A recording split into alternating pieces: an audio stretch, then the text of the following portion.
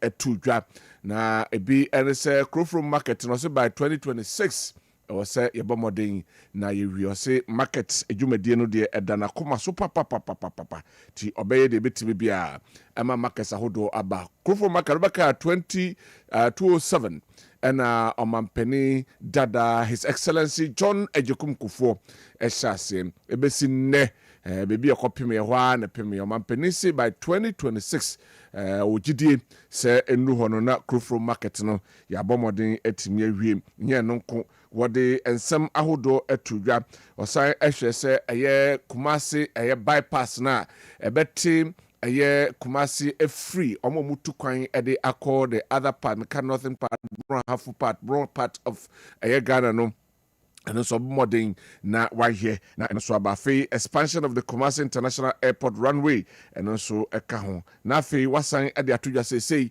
eye 6 lane Kumasi Accra highway no ha o say oma komanim feasibility studies no akonanim and also by 2029 answer no one free aya akonwa so no na chese eno so omo abomodin na omo timi ayo so mutimi aya ebetimi ate aya traveling time from Kumasi to Accra by 50 kilometers that be 1 hour ele be free so enso eho eno eho ensem eho ha ne eno so yebenya daje na yewremu na yedi enkomo ede afa ho wofa Kofi Apia eho ha mama wofa kwaba oba Maakye na ho ye amiado na so ye amiado me ho ye pa ade ache bia se tie bia ne benya asamaka nti ye be kodo bokrata no ho na ye di ho komo na ye ka se dwumako bi na aso yasna ya yes ye di bremo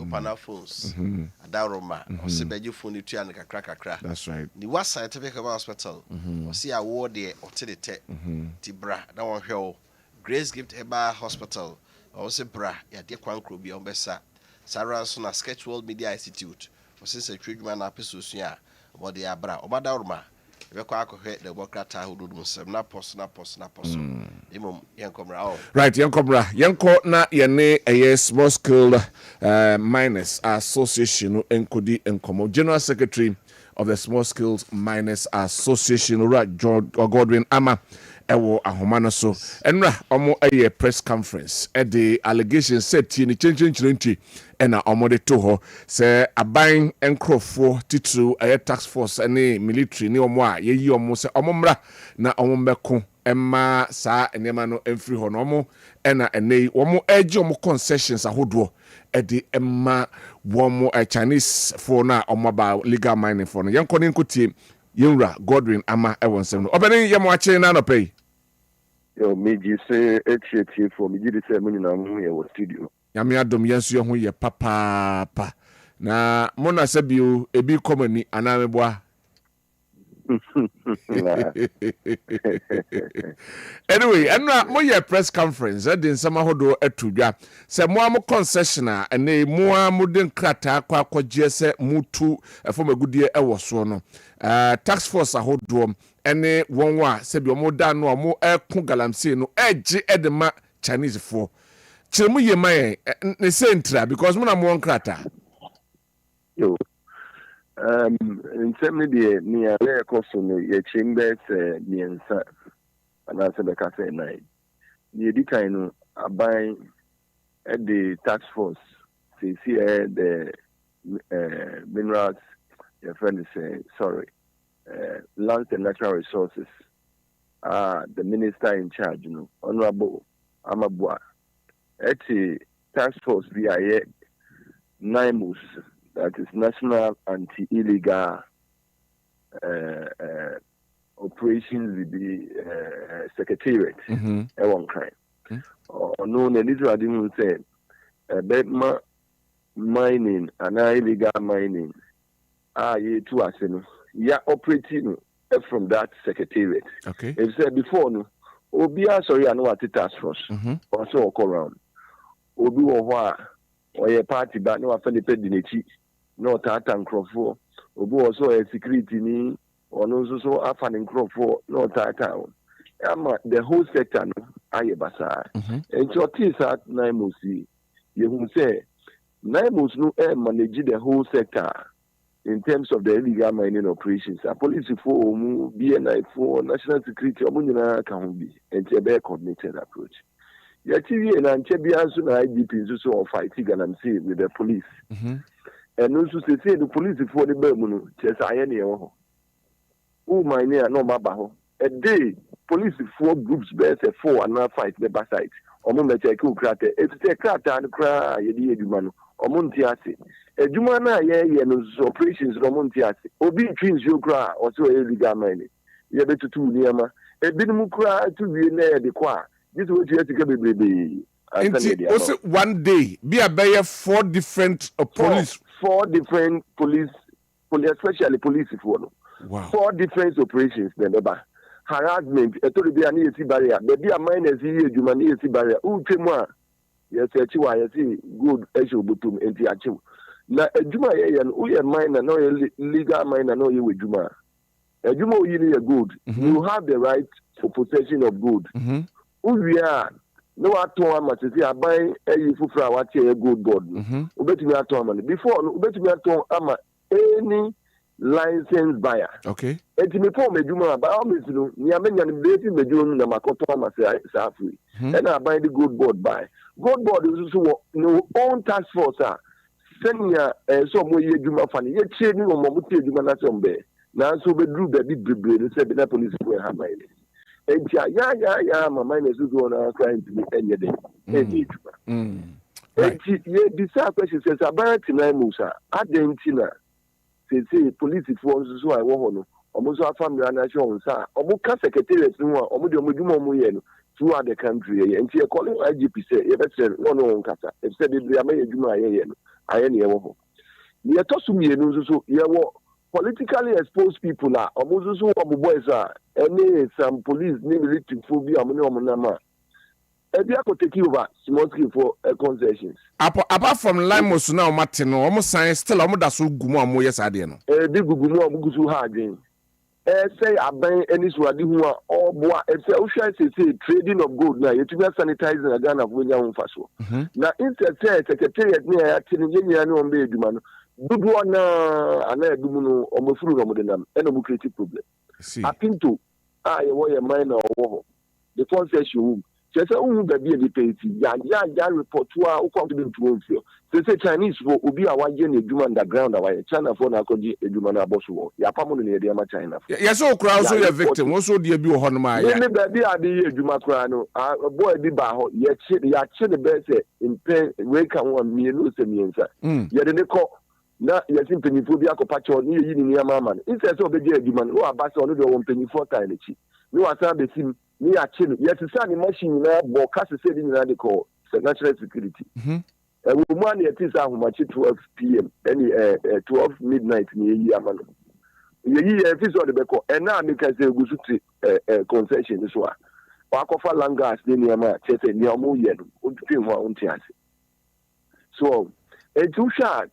And yet, throughout the country, a lot of miners are struggling. Some you open you with Juma, because you paper na you with Juma. And it's a concession, okay, and no hefa. Concession now come once a hefa. But the American, you became Takwa.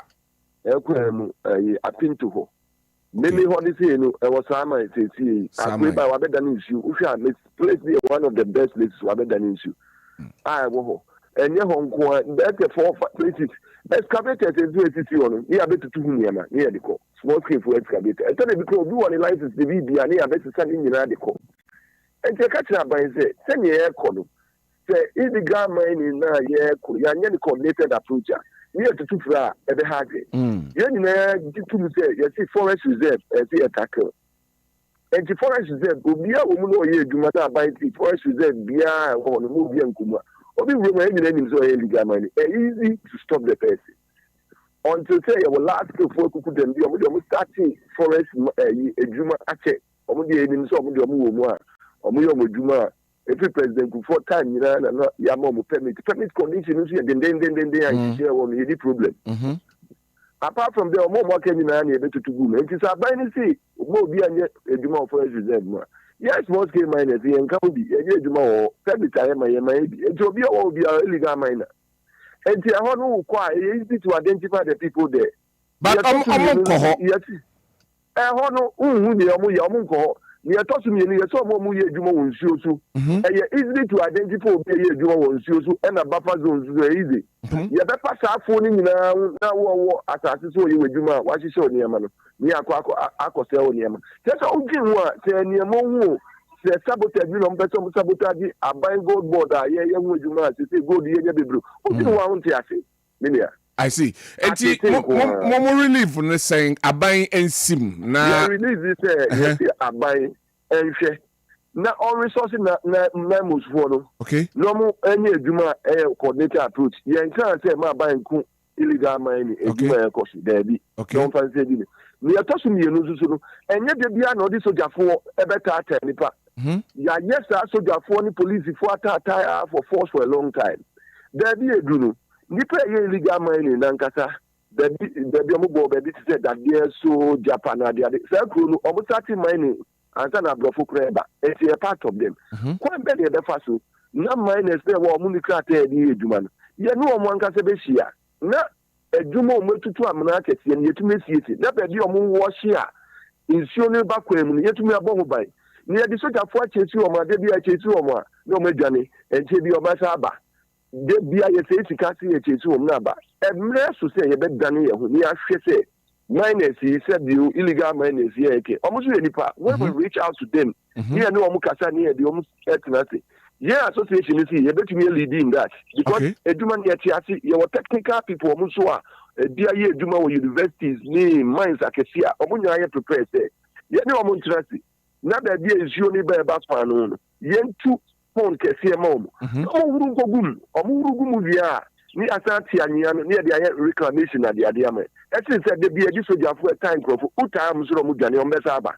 e be kakra no na ebinum so asaba enu atata no so ama ni pe nye sika wo mu say de bia no mo de business e nko tata crop ye ta chi o mo machine ye be sika en chopo aban na nkasa e ko no enye yi ti asa ye kodie nanso pass no way ye konso nkosi ba bia ya ko sa ere mu number of times when ye nko na sa idea ya mode atodwai mo ne aban panfo di nkomo aton sa di nkomo afa ho ye say pushi akọ say ye try no so efise okọ no de bia di soja ya enye yi enkola ye edwuma mo bi se de omo nyina dodo na ega na fo mo ye edwuma dodo na so tipatemu ho ba bia ye edwuma yi omo tete ho ho no ka se obi ndu abanchi onu abroad omo nua omo mine no ma ye fitete enti kwan be ne ye be fa so ani omo betra ye be ni yi ne ya mo mutumi ka ta omo ye omo edwuma omo ye nhihye won no mutumi edi so ese se de bia ye kan ni paso di sojafo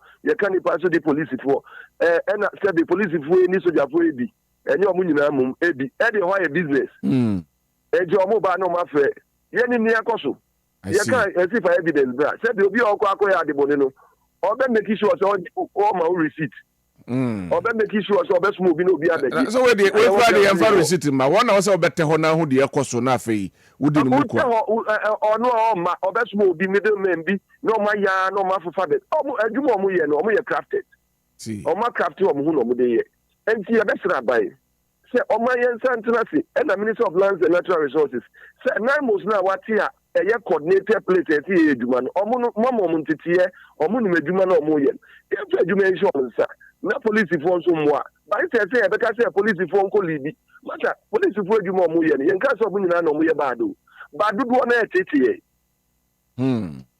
enti esa ba hwe na GP so de ya be ya na ehyansi omo ni yatumi aka yensem no se mo me yenya ni se ye ni aban atena nkonya akire ba pressure no do so nti ye feel say de bia force na be edwuma force no ya usual 19 kojohuhu yenya results bi ababi e woni enti we should use a new approach yo abani nyame sha ne nchemu awde amaye na no pay yo medamasi Yera Godwin Ama a General Secretary the Ghana National Association of Small Scale Miners and Otise Yenino Ekodi and Komono. Ova Yanko de Bokrate no more. Some no dear. I say, see, account. Aka. Say, one more, I am on license so moyeno. Omuba was say, yeah, don't matamko. And a day, 4 different groups. One day, 1 week. Bia Banswa.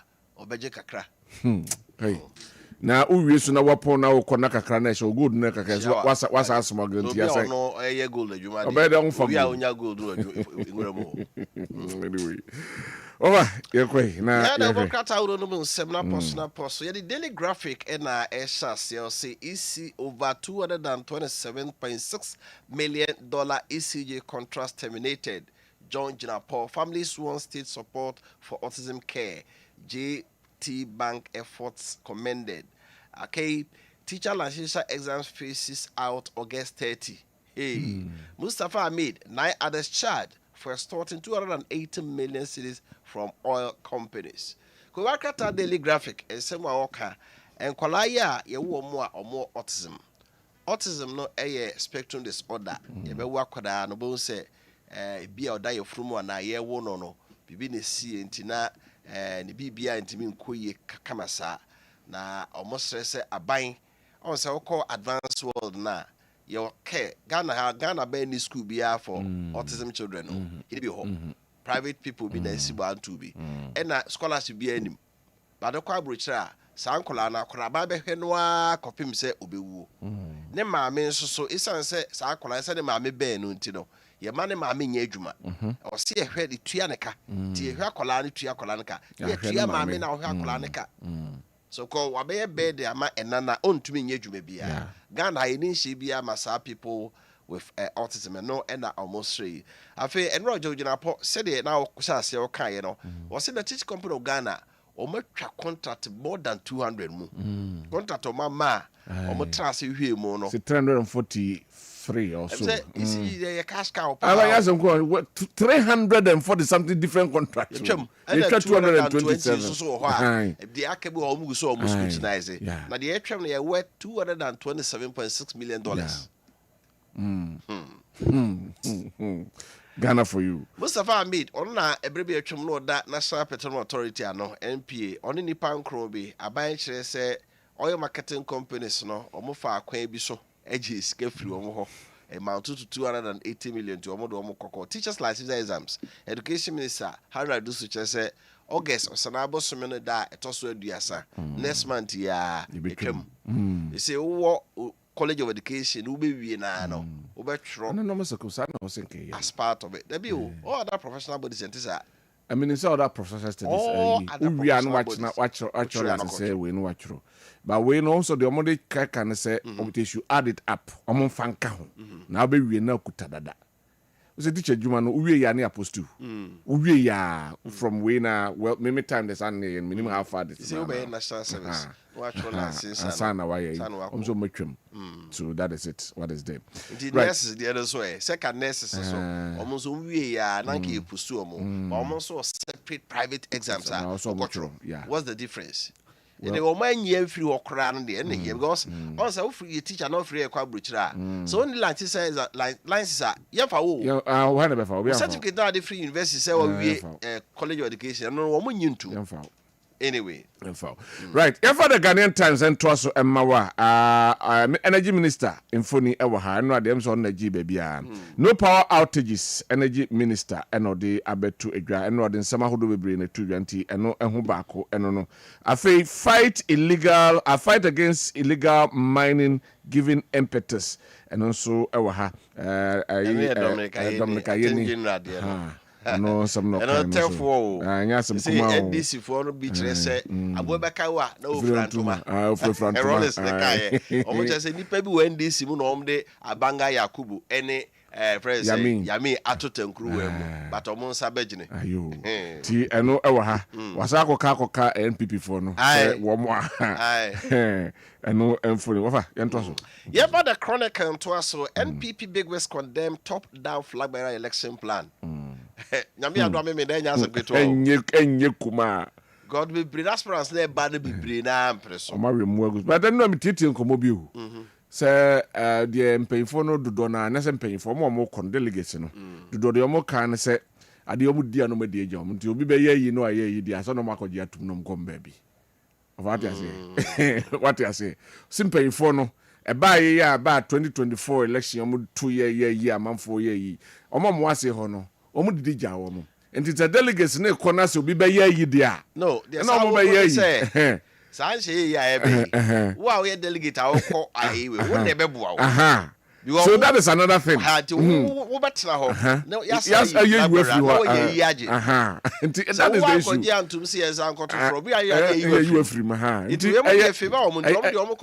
issue. Dicey. Let's wait and see Saturday the BPM. Right. Fuel prices shoot up as Dumso levy kicks in. Said the Nora kind of free and Nora Airbano. Petrol bono abai say 1 cedi per liter, 1 gallon 4 cedis, 50 pesos na ba beto so no. It is all here. Wako to goal. So go na ye abai a fuel station. Say go for the na 12 cedis 7 pesos. Say a cut 12 cedis 88 pesos. And a diesel so called 14 cedis 38 pesos. Apeja. Emo apeja. And I pay me for pump. Na Sana me obi buhu de sana ye diesel. You know I'm saying, hey, I say baby adum yam sim. Chena who say diesel. Right. Yoko ordered to probe Yamin from Paul Boatin report and also Attorney General Diana. Child custody blues. Father wants Baba Sam jailed. And once we said more Right. You have a daily guide at Twasso and Mamwam. Daily guide essay NDC bigwigs hot over Galamsey. Si ohela Yamin infoni wa say ani abanga yakobo infoni enso egu hanum say afei ma yenko Igbo community disown so called king waka be na mo inframem say abrante bi so we bu na obesi kobaji kro obeti kro obeti kro kuma community na mo say da bi enimu no Igbo fo no say wo mo enim. Parliament passes fisheries bill. And also, 2 arrested for posing as good board task force. No biaba. And who be able to identify that these are the correct ones. Ministry of Lands and Natural Resources now gold board for almost streamlines. Say me was site. Now so be bar. And then say one no authorized person also ban over. So go post for the year. It was supposed to be different area. Be rabbit. What yes. So government says our industry no sika ho. Cash the how Anyway, what for you also? Yaba Daily Democrats and so to us males at 13 legacy still inspires. Professor John Evans Fifi at a mills in Funi Waha. When say this week ya to Vazen Yameton Safren no Yami Adomoa Bosumu ya na 24th so 24th of July and na Okoye Yame to Safren no na the Ujato hono at the power Jato Ghana no or much as a sora media me pass unwe the Kai Bibi Akra be Kasumji Asumje the Asumje Park so people said the Asumje Park na nyejumo go Asumje Park say ka all our leaders but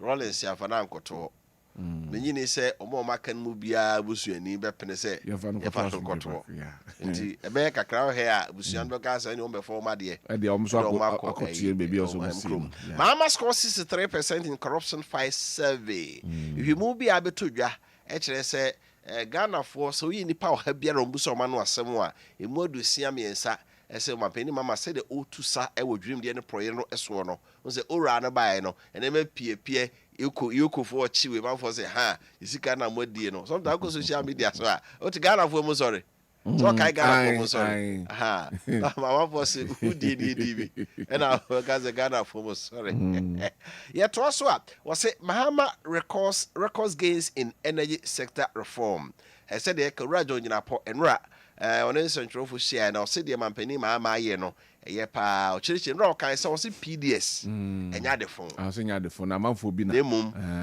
ti abai ento ECG nemo hwese private sector bebem na omwaye efficient kakra BCM Ghana response to misleading reports circulating in the media afei ofre eno so a the editor to e wo Democrat no say Polish Ghanaian photography collaboration deepens with ministerial courtesy call. Poland, almost one of them senior bar Ghana, also Kutaudi or Reshi when they Ghana, the Macano, and so I agree. Right, Supreme newspaper, and I did twaso. Na Samir Kumfuni at the hand waboni could kama bon red time. So we traded a flat screen for a black and white box. We a Samoku Mox NDC over Doomsaw levy. We a Doomsaw no hons and some levy no hons and seminar and ono edibi at 2 gram. And so proof galam say claim or a step down. We a vice chair at the ma a year NDC and the omo also more marcus or say one more or more kagalam say omo come from one some fagalam say one some omo prove and I say or step down. We a sama step down and free.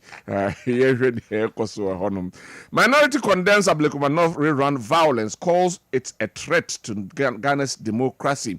Inti Osahene Alexander Afenyo Markins Symphony ewa omo press conference omo say the siwa Ablekuman in fact entwe ye eno de efin abeka se bikamam ke bia memua Ghana for ye no eno baba sam nsensem na eno so ewa hanum ese afi Ghana link defend integrity of cargo scanning system amid media allegation and they was abasa and assign ewa krata no enem Yemfa Daily Post ento aso Hana Bisiu Dr. Hana Bisiu Funi ewa ha I was on that minerals investment fund no no na so TC mu na or chiche excavators or che be 40 ma 37 33 right we boy now say Ablekumanov you see no about for say odimu akotene bi ono kra sa be ka say ono enye ne yase abro han friend say how akumsi na how akumsi say no this and trophy share no say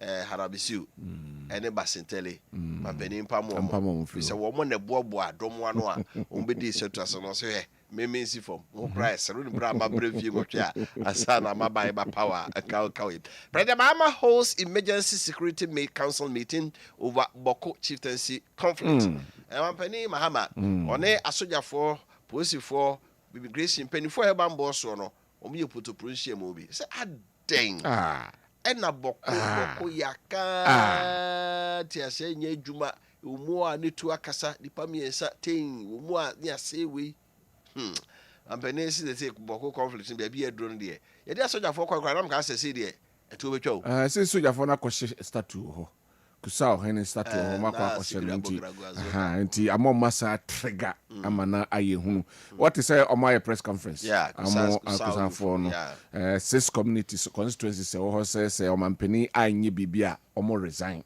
as NDC executives omo resign they free because as a was coming omo according to our report I made of I was come OSP declares former finance minister's advisor wanted over SML corruption proof and also how kai SML strategic mobilization limited omona omobua sebe ya company mutu oil petrol ni ademaye ne be monitor sika omogye no aban ne OSP kire se dwimdie wom eno nti opania no tu owura no furata eforo the advisor no special prosecutor kusia ya be so open no declare no wanted so declare the boss wanted no we declare also wanted abonkro be create so South Africa ka ho US ka ho UK ka ho nti o mo ko sa be bia no o de number to jo say mo fa mra na yemfa no yeah to also a Daily Post no mo or say invest with confidence be that CEO champion 24-hour economy as as bankable and transparent. As someone walker also I say a friend saying Alex Mood on that Millennium Development Authority and also say you so be 24-hour economy no you say no and maybe one more you bet me a year 24-hour economy to unya kukudro say wo adwuma wo ye no so ka so be 24 hours e be ye to unya kukudro e bet ma ye na also ejuma no afa bebre aka ho na sika wo so nya emu ados emu edu na tons na utua ma abaya na eno so emu edu yanko enim right yemfa Daily Post enwie na Daily Post say Ablekumanov okay sorry saying Daybreak essay NACOC scanners break down at Kia Ghana link to the rescue. We say no kre Ghana link say omo enya no kre and they people so say a break it down mum and a aba omo abehwe amana aye adwuma eno ewo hanum. Vice President's residence hosted Kevin Taylor after secret arrival. We a Paul Adom Ochri and Odiabetudja say Vice President Professor J Nana Opokwajima ni fie and Kevin Taylor besheye kude and ababeshe hono di abetudja. Afi OSP declares Oforiates chief the cabinet wanted and also yedika kahun sama anti odi ni mfoni ababet papa esi odi 67 years 67 years and no eho ensem enso ewo ha afi oko ha baba nsensem na enso ewo ha krata no enim tema police GP Ghana Port and Harbors Authority strategize for 24-hour business and also a work craft. Throughout,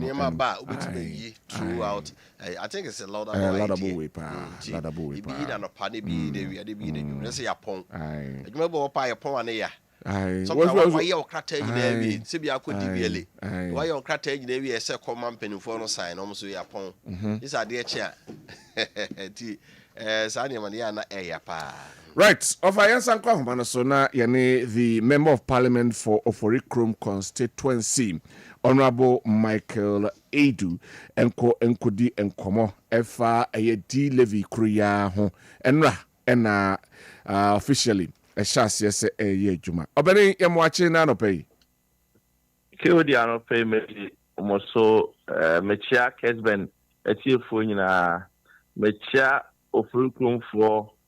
Iti anopenya na yede nyamiase pam no twa no enra the much touted much controversial energy sector levy no eba ebetodwa na minisamo ka ho nsema hodo bebre enra ye implement ma mentiu views about that any possibly bia what from your constituency niema wo mo ekadefa ho a do kiodi eye di levy a enra ashase a omo ejije no chese odwen ho a wonti ase ento asum fi se omo di levy ne ba ye na ye ne omo kan se ta di levy emboaye efi se eba factors ema petroleum prices e kosra ya chechire mu akusi se enye abine was to control.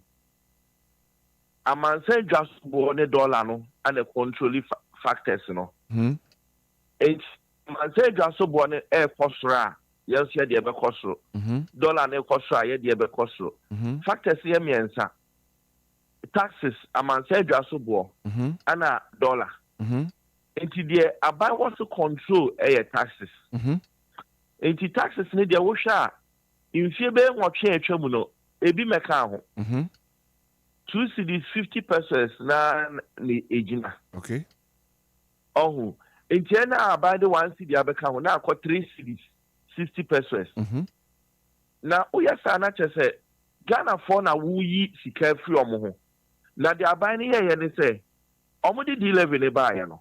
Aye kasa ho a sabre na Israel ni Iran war no emu aye den no. Ana omuhu se asem na ye kan no krewum enti amanse dwa so bona saate e pagya ni mu enti no munim se Ghana for bebo omachi e hwa na omu ka so ma suspend no omu ka so ma suspend ne omu communicators ne omu nkofo ka so omu ne babo nti be ka se ye ye fi o se ni Ghana for adwen be free so enso na de ne konkon ho eni se enra omu sa de aba enti driver for nyina abehwa efiri anra no petrol ni diesel bo akosoro 1 cedi de ya wo mu ne se amanse dwa so bo no eye window ya ye remu aba fom enti anka fe na e wo se fuel price no eso tina ekopom kese emaye ana omo di delivery ne be ka ho nti is se fuel na ejina be 13 cedis 14 cedis na o se ba fom no afi ebo no apeja ama akojina 15 cedis ana petrol so akojina 12 cedis ne 13 enti ye hu ne se sa de ye omo ye de en pasum kra afi se enne amanse dwa so bo no obi ani su control all right senia Israel ni Iran in Sensamba, ya, a bonisha says a pejano. Sansona, and Yama for Betuniaba, a bema buona peja.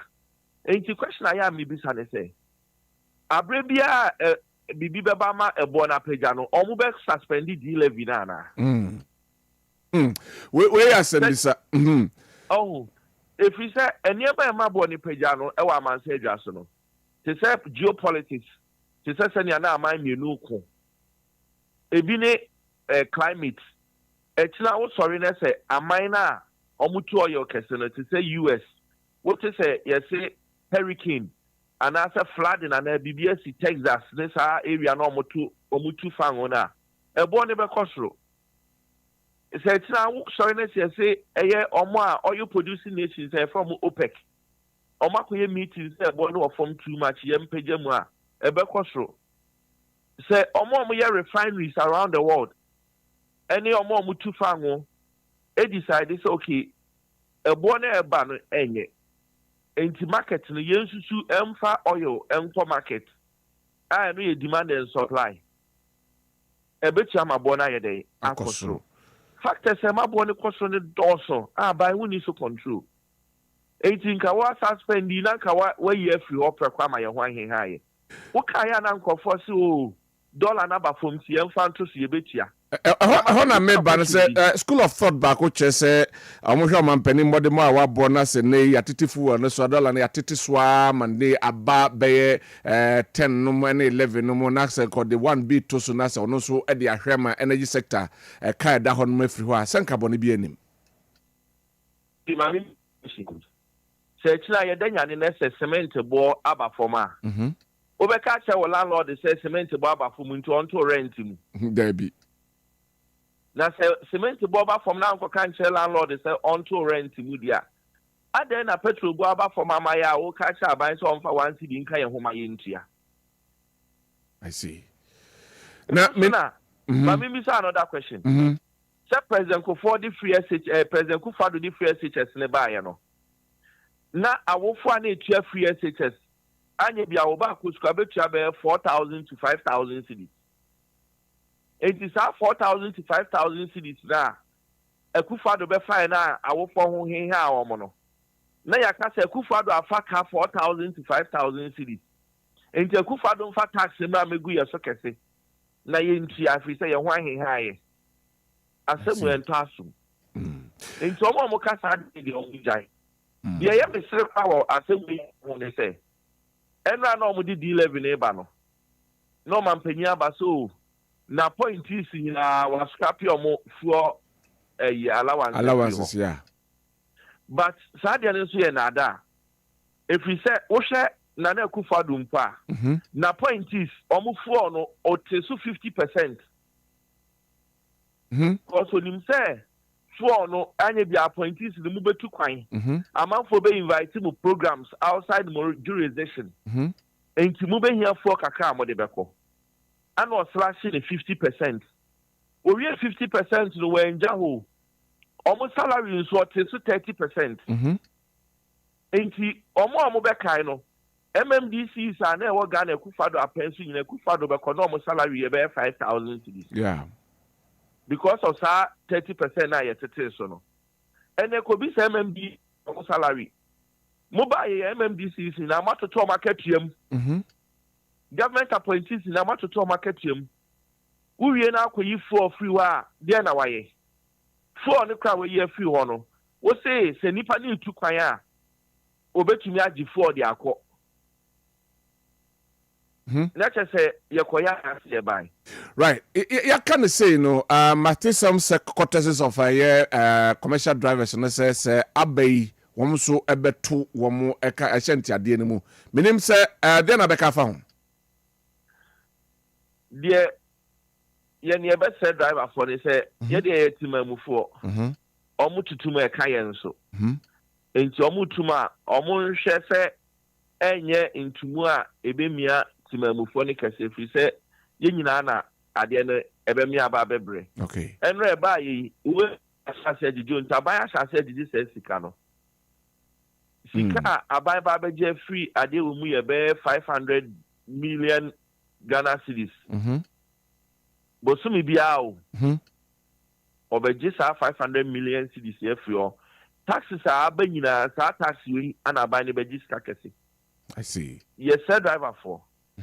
Omunya ntobo ase maye. Ewo mu se emu eden de.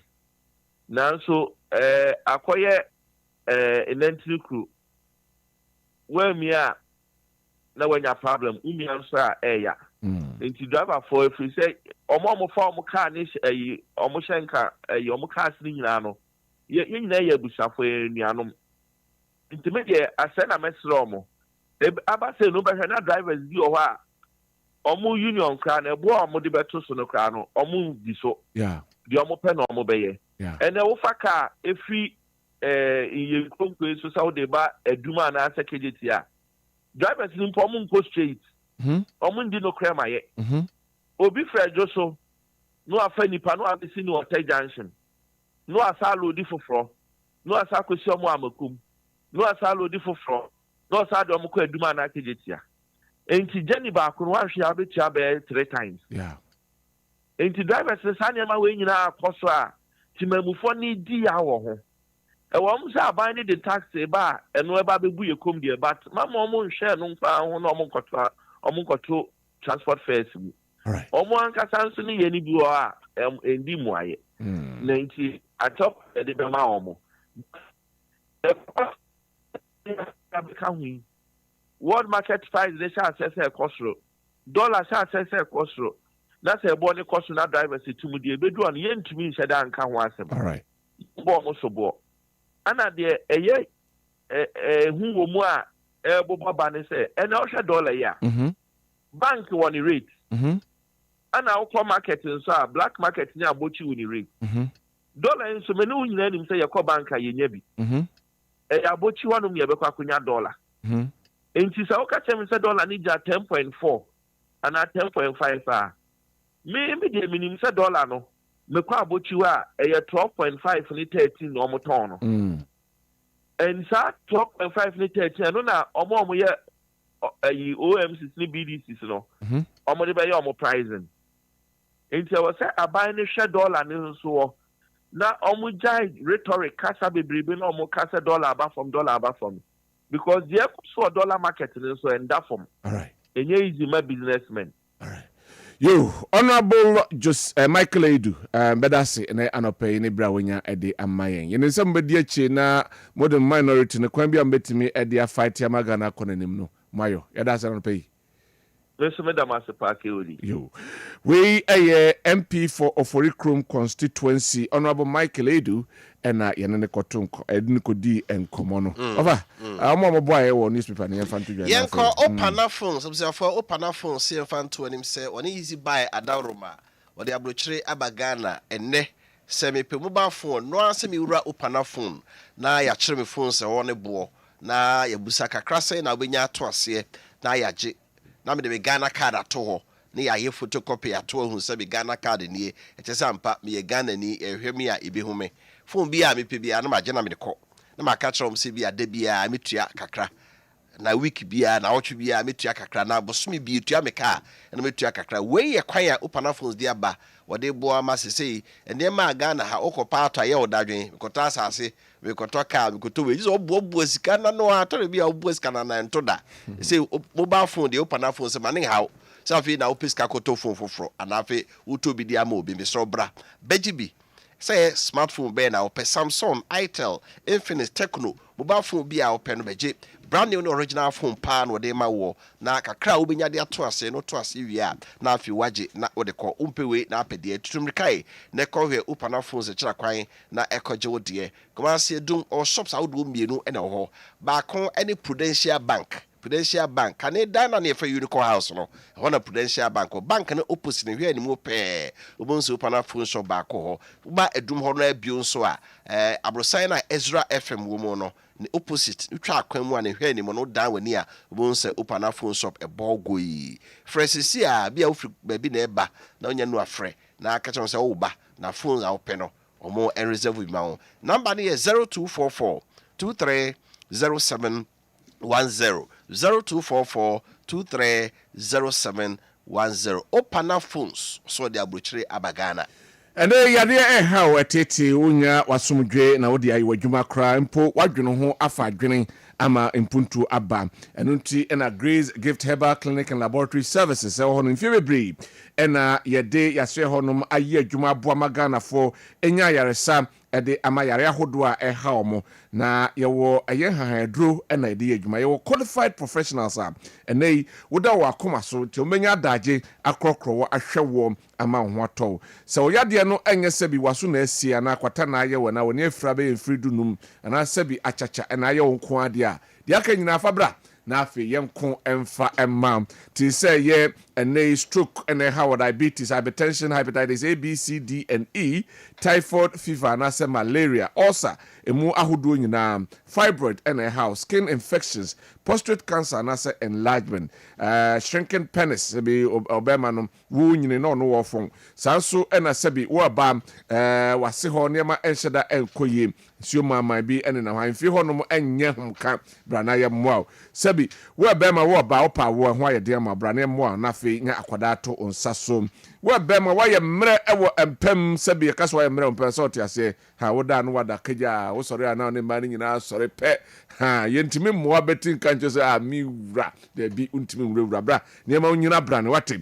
ana se nem yade ena hawa bra ne yenko emfa emmaw your Grace Gift Herbal Clinic and Laboratory Service Kumase Ohim School Junction Barakese Ekwan so enkran so your new Achimota Petroleum Bungalow yani Family Life International School num ena edi enhwe 0246 518003 0246 518003 and 0244 126123 0244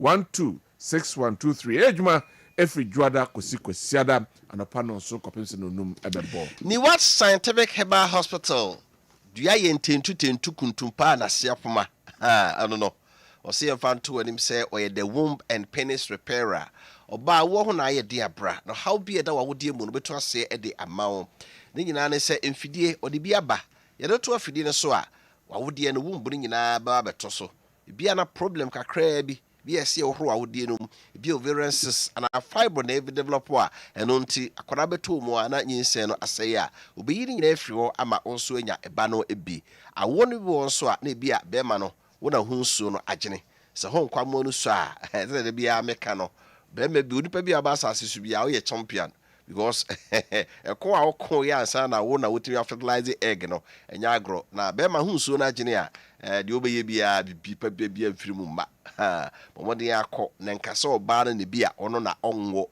be ma so bia na ahode no ofom pa kono mo a ne gina ona so pemme prostate enlargement ha me ma no bebre ko na ofanto afidie so na onsia no ntema me kase nipadua no wakoma the heart will liver obrebo the kidney the sabo no ne mi ensa ye makoma ne pompi moja no ko bebia will liver na aduane a wodi ne be yam yen store moja ne aduane ne bi na kidney nso de on nipadua no mo anyi nyina atwe ne nyina organs we mi ensa bia ho to chema oncha asase ko no mo hwe obi a onso tise we ha wo moje mu asicha de diabetes no mpewu na de hono ni yade ne how be da so no odo ni what scientific hospital mfidie ye obi hu ne yade kro no sa yade kuma se omo atonso Manako Junction near the Sierra Bag Division Mo and Cransoma 7 Janet Corner Echirope when it's Tantra Hill no and me you know you may figure out copemenda and a panel on Sonny Fuck of Menusia for 0244 087687 0244 087687 Sketchwell Media Institute Sense and Churchman apesa wo ya brane fa bosumi nsiensi ho na afe yenkyere wade na nso ben na beyen senchojuma na eye ti efa eye se oye eye graphic design na osua and as a video editing na camera handling TV and radio disc jockeying TV and radio talk show host TV and radio sports and commentary TV and radio newscasting tree and as English and reporting afe bra sketch world na afe yamwa nesuade yawo omo mabin ewo abokui ɛwɔ nsɛtwo ma yɛ adwuma no akyɛ na ɔmsa wo nimdeɛ a ɔmde ɔmo nimdeɛ no bɛtete wɔ na yɛma theoretical training yɛ sama practical training aka ho na wɔn nso wɔnyini apie abɛbɛn na waboa ama nsɛntwo adwuma no akɔ so yɛsika no a yɛgye no ɛda fam bɔkɔɔ yɛsan ayɛ arrangement wɔ weekend classes ɛwɔ hɔnom sei na deɛ teɛ no sɛ first 20 people ɔmbɛba a ɔmbɛfa form no na akyɛ sɛ yɛama discount form no wobɛnya bi ɛwɔ front desk ɛwɔ Kessben FM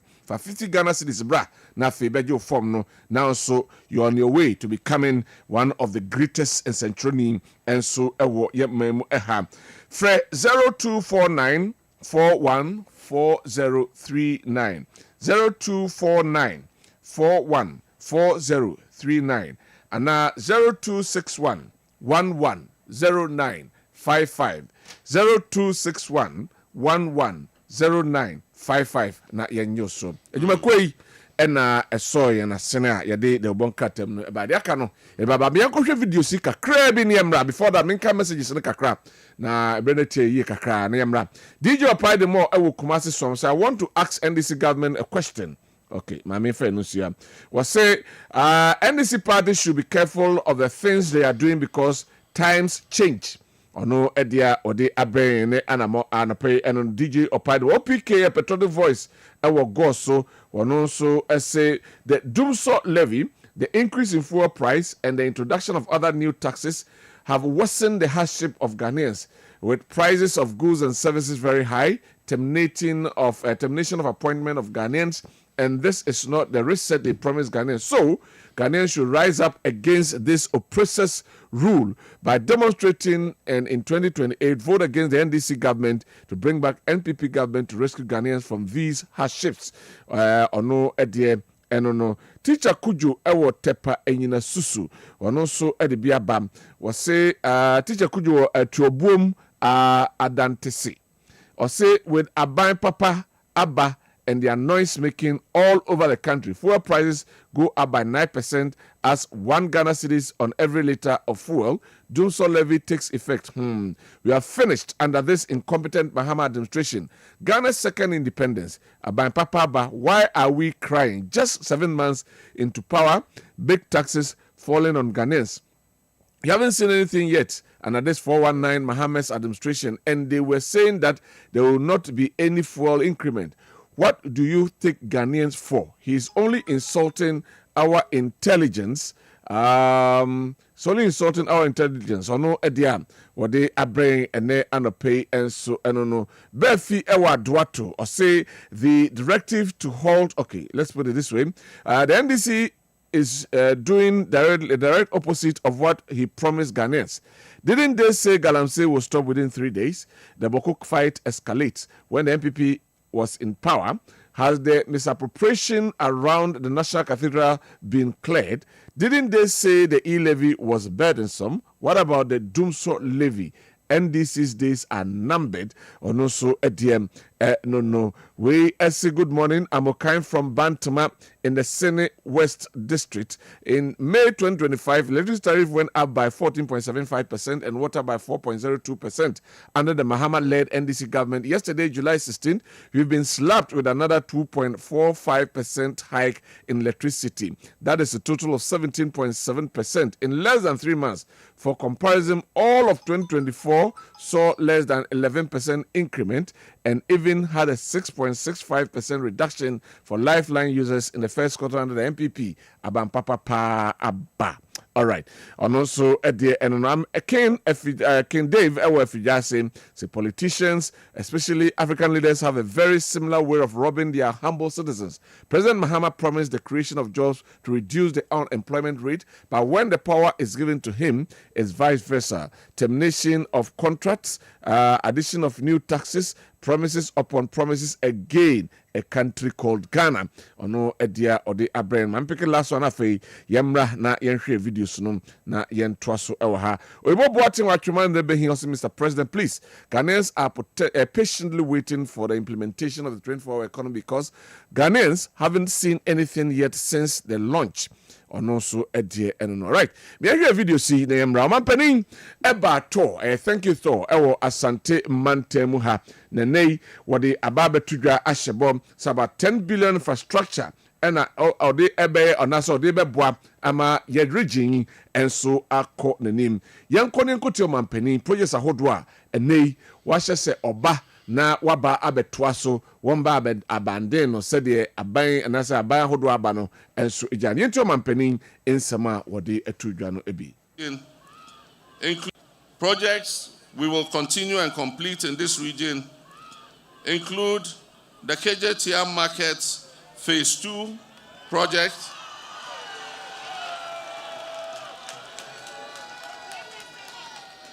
and before I came here, I visited the market and I spoke to the contractors, and we're going to accelerate work on it. And by the grace of God, next year we'll be able to go with Otumfuo Tutu II and open that market.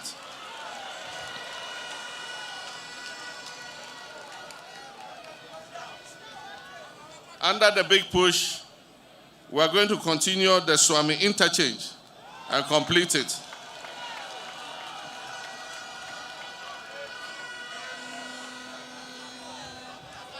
By the grace of God, by next year, we will finish the Krofrom and Mampontin markets.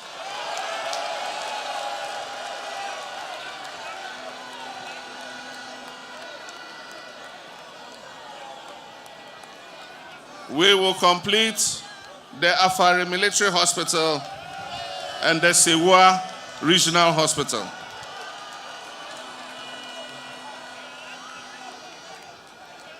We'll also complete the Konfanoche Teaching Hospital Maternity and Children's Block. We'll rehabilitate the Babaya Ara Sports Stadium. And we will continue and complete the Kwame Nkrumah University of Science and Technology Medical Center. We Omampani His Excellency John Dramani Mahama Sai Kasa Efa Greater Kumasi bypass no enso ehun baby oyi ato afa ene no kron ba yentin sama Omampani ede to dwa no enso. Under the big push, we are going to commence the construction of what we call the Greater Kumasi bypass. The first quadrant of this bypass will go through Ejiso and link the Mampong and Techiman roads.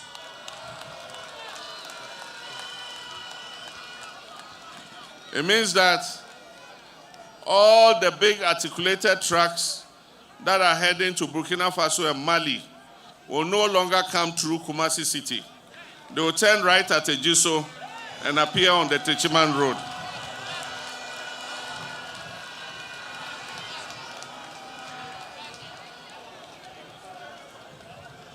This will help decongest the city. It will promote safer travel and restore Kumasi's urban integrity. We also have earmarked the reconstruction of roads in the Tepa area, in the Manso area, and in the Adanse areas.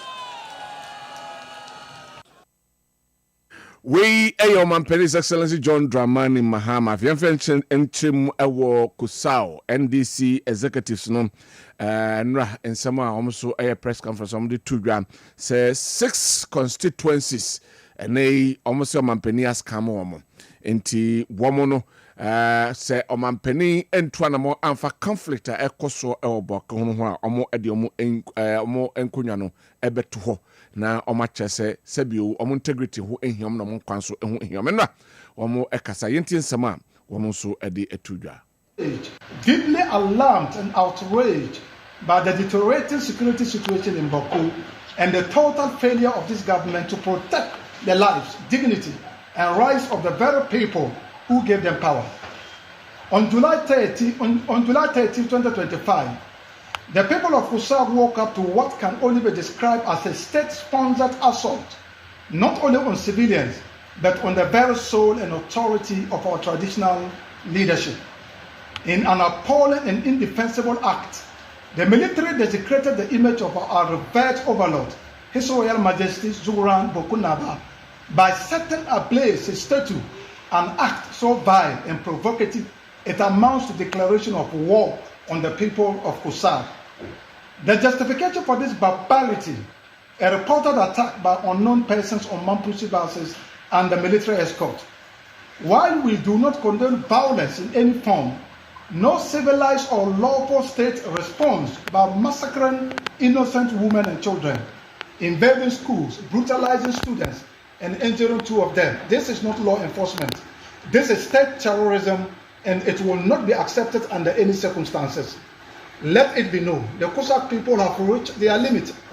During the 7th December 2024 election, while the rest of Ghana voted for hope and progress, the Cossack people voted not just for development, but for survival, placing their trust in the NDC and His Excellency John Dramani Mahama, believing his administration will deliver justice and peace through the rule of law. That trust is now dangerously eroded. The government, instead of taking bold and lawful action to resolve the chieftaincy conflict, has outsourced responsibility to the Asantehene. The perpetrators of violence walk free, a worsening crisis, deepening mistrust, and a growing perception that the government has chosen political expediency over justice.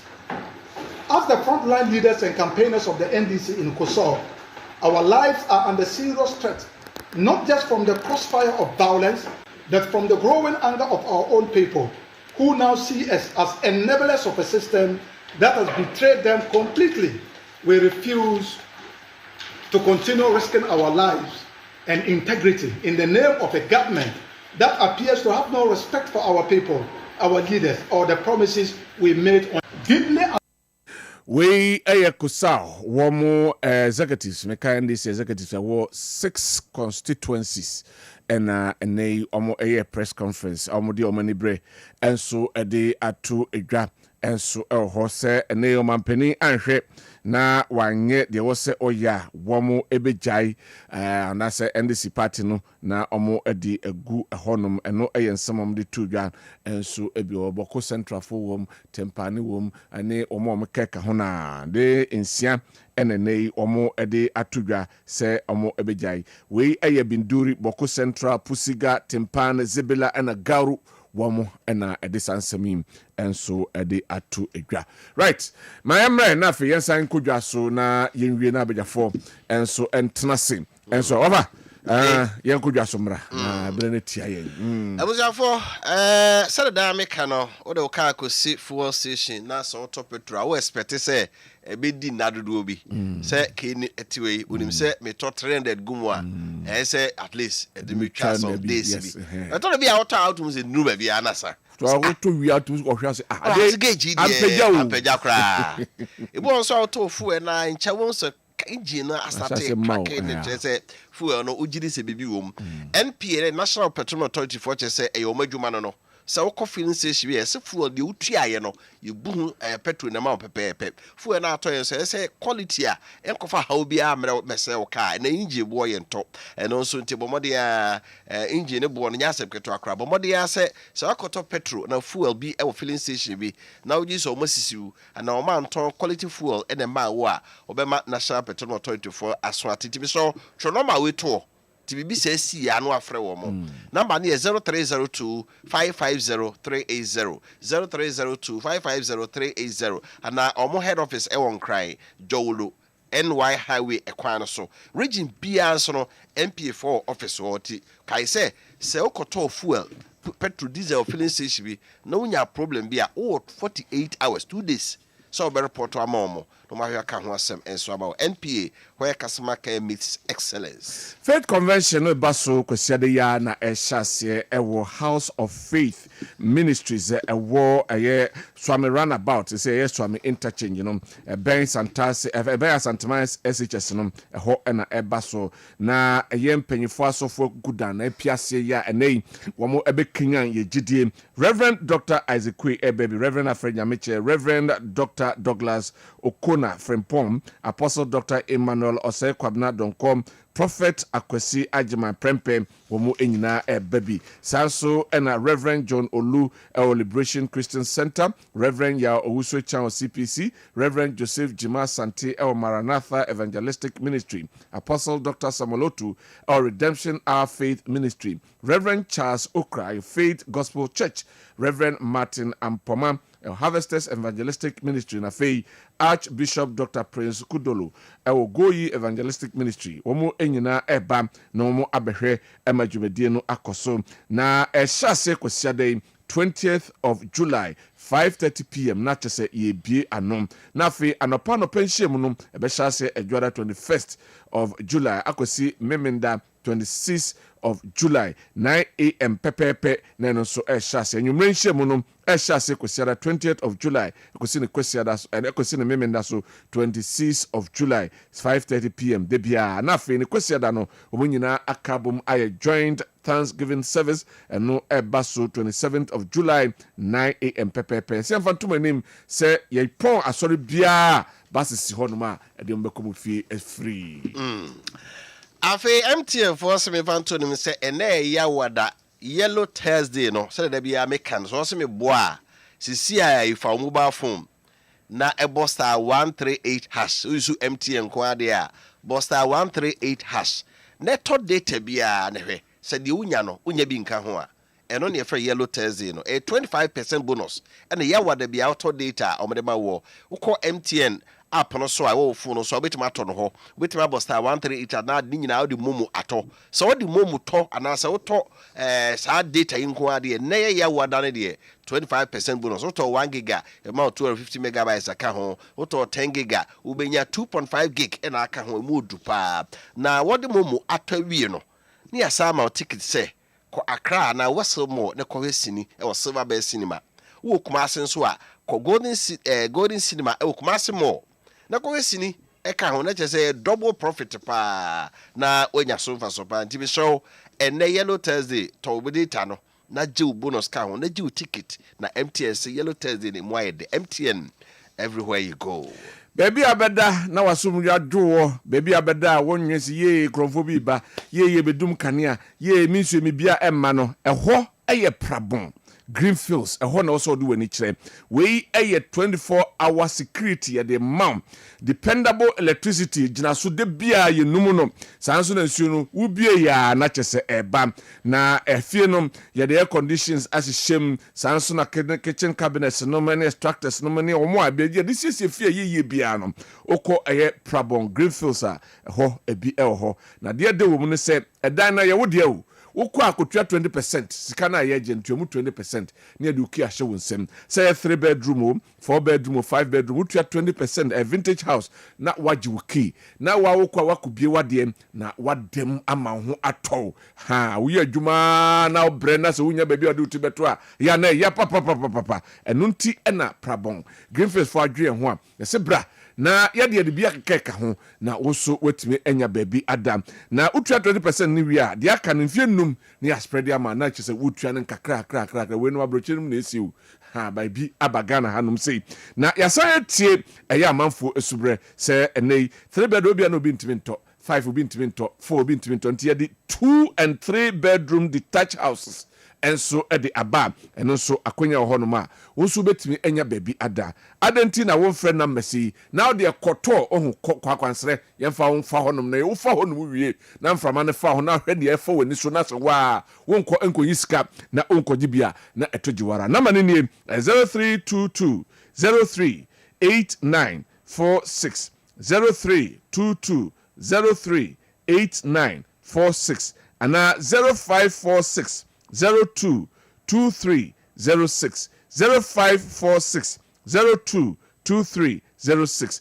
na yenyoso Prabon Greenfields also for Kumasi lives Ejuma kubi ya salon team mo de abase mfantu bia se o ye ababawa na unim beauty care ejuma ye se omo bi ejuma salon wa ye bi pa na wo honim de teacher ompo bi a onim etibo so ho on se mighty bo ahodo omo nyina new health stars the techniques abemu nyina no se unim eho adwuma ye abomode ya bra na on peso omo fa wo na omo na oye adwuma so ye obi a wote wanim na woyɛ w'adwuma yie paa na sɛde sɛ bɔ 3 stars awodo no nyinaa wotumi ne manfoɔ so kasa kamakama paa na w'ani gye ho a bɔmmɔden a from sisia na ɛne wɔn kasa 0240 621 413 0240 621 413.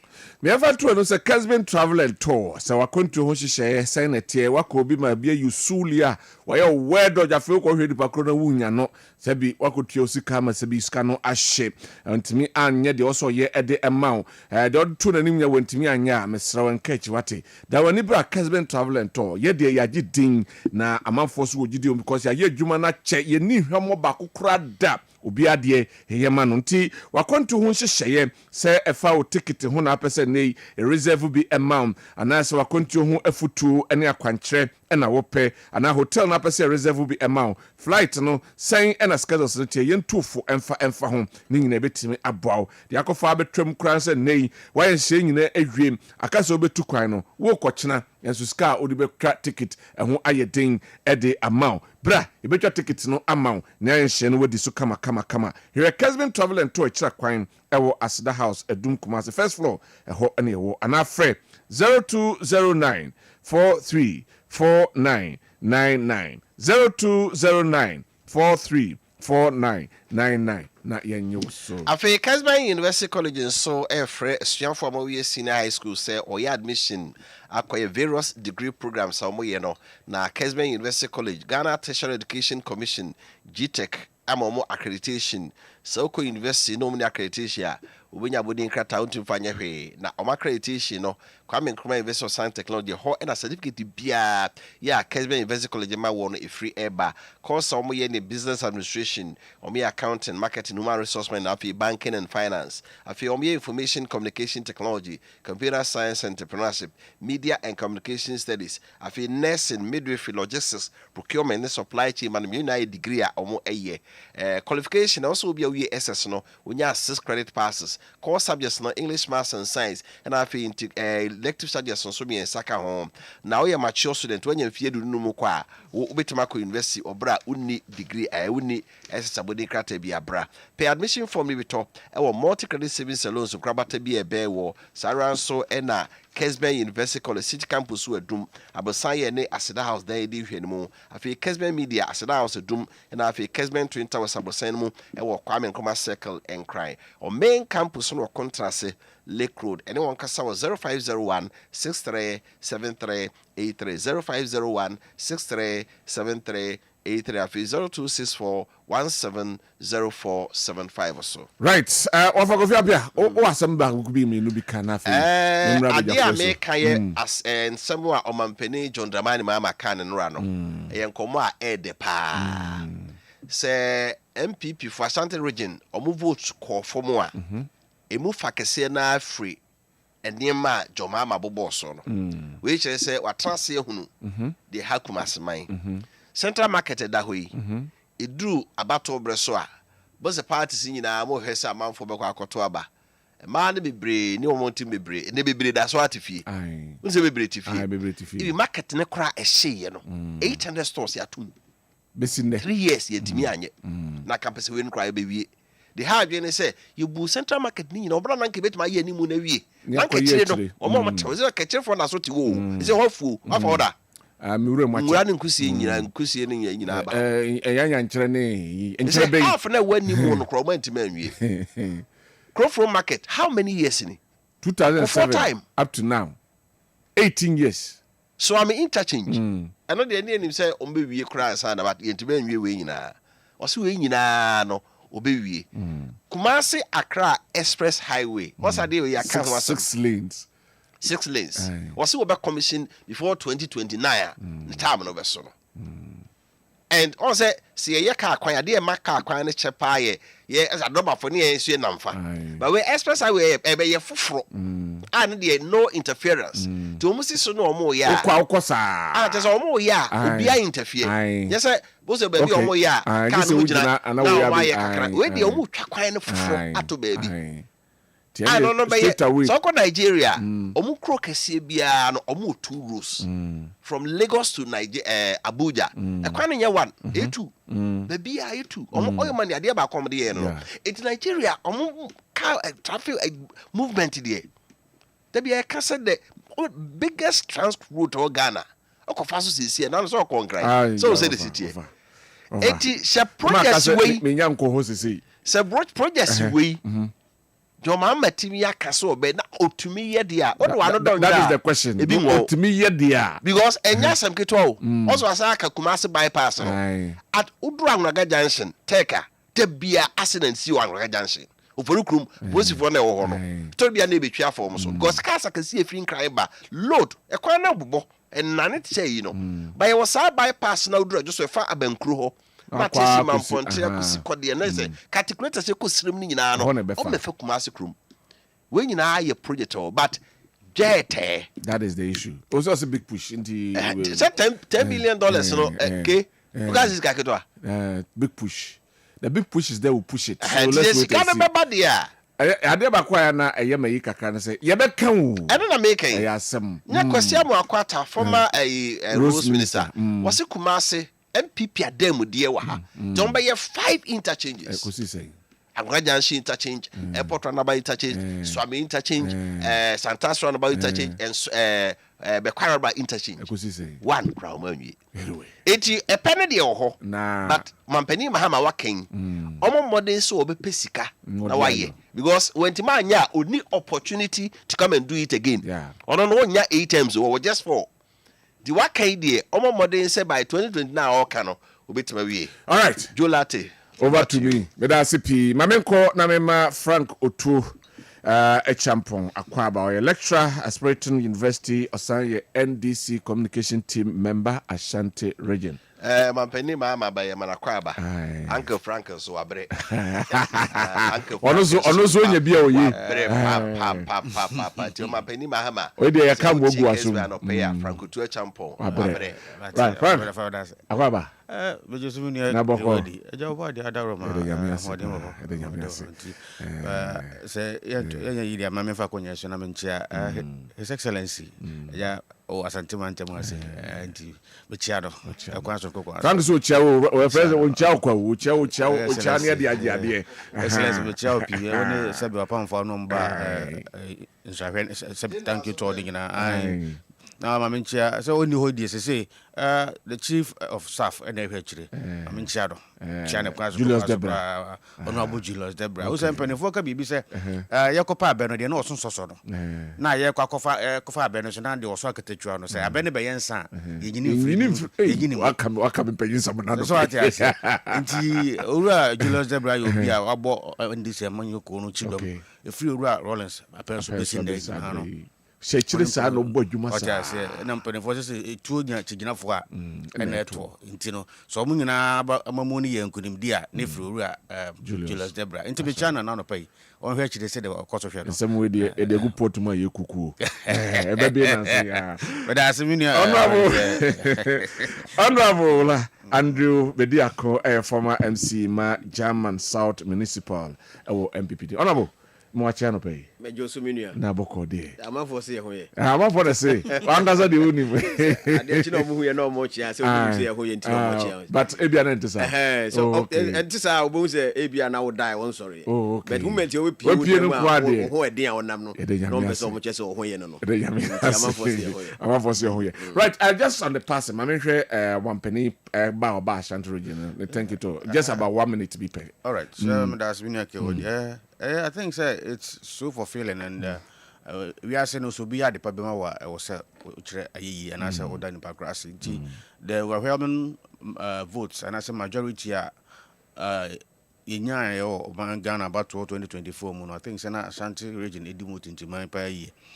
Ghana no be edimut into my but I think so far wa core region sitting in our codas intina adu yan yes so bana obadas no buy and some for obobo so say so nyame man hodin ne nkwa de obetumi ayede abo asantem man ne ye the KGT market phase 2 no so obeye Kofro market the long standing market of VBB about 10 years cra also Obekona Nyamia Aduma next year or commission. I think it's a step in the right direction. All right. For the hospital also by Ningana year born empire say and what in here and a sika said an hour as a great and no here because of parody or so be but sika or the bayano. I don't know your home.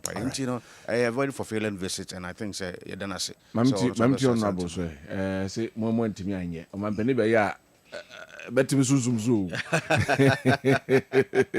Because what I must say, Mampeni Dada Kufo Penso, Krufo Market, Yadahwa, Bezikajetia Phase 2, Yabe, Yen, San, and Modija, and touching Yahodo. Or yet, the Asani as some as you. Minua Machia na Machia what for na Machia Minua lecturer. I think say it's a step in the right direction. Say na offer e ka say omo na omo ni no omo hwe no. Say wa bre me tin nka che. Nti omo pe bibi ma no na eja. Abasa na mabunu wo ye adwuma ma party na won so ahu say amodin wom. That's right. Ni nkrofo ni nua mo anya ba bi asisi. Ya bi mo si omo hwehwe mra kra mra bi omo de aba bi nya kwan aka ho scholarship secretariat. Me nua ya okwohye hoyi omo akofa mra bi aba nra. Me nim de nti omo de da bia ayi mra controversies wo nyina na dwonkwan no mo pass.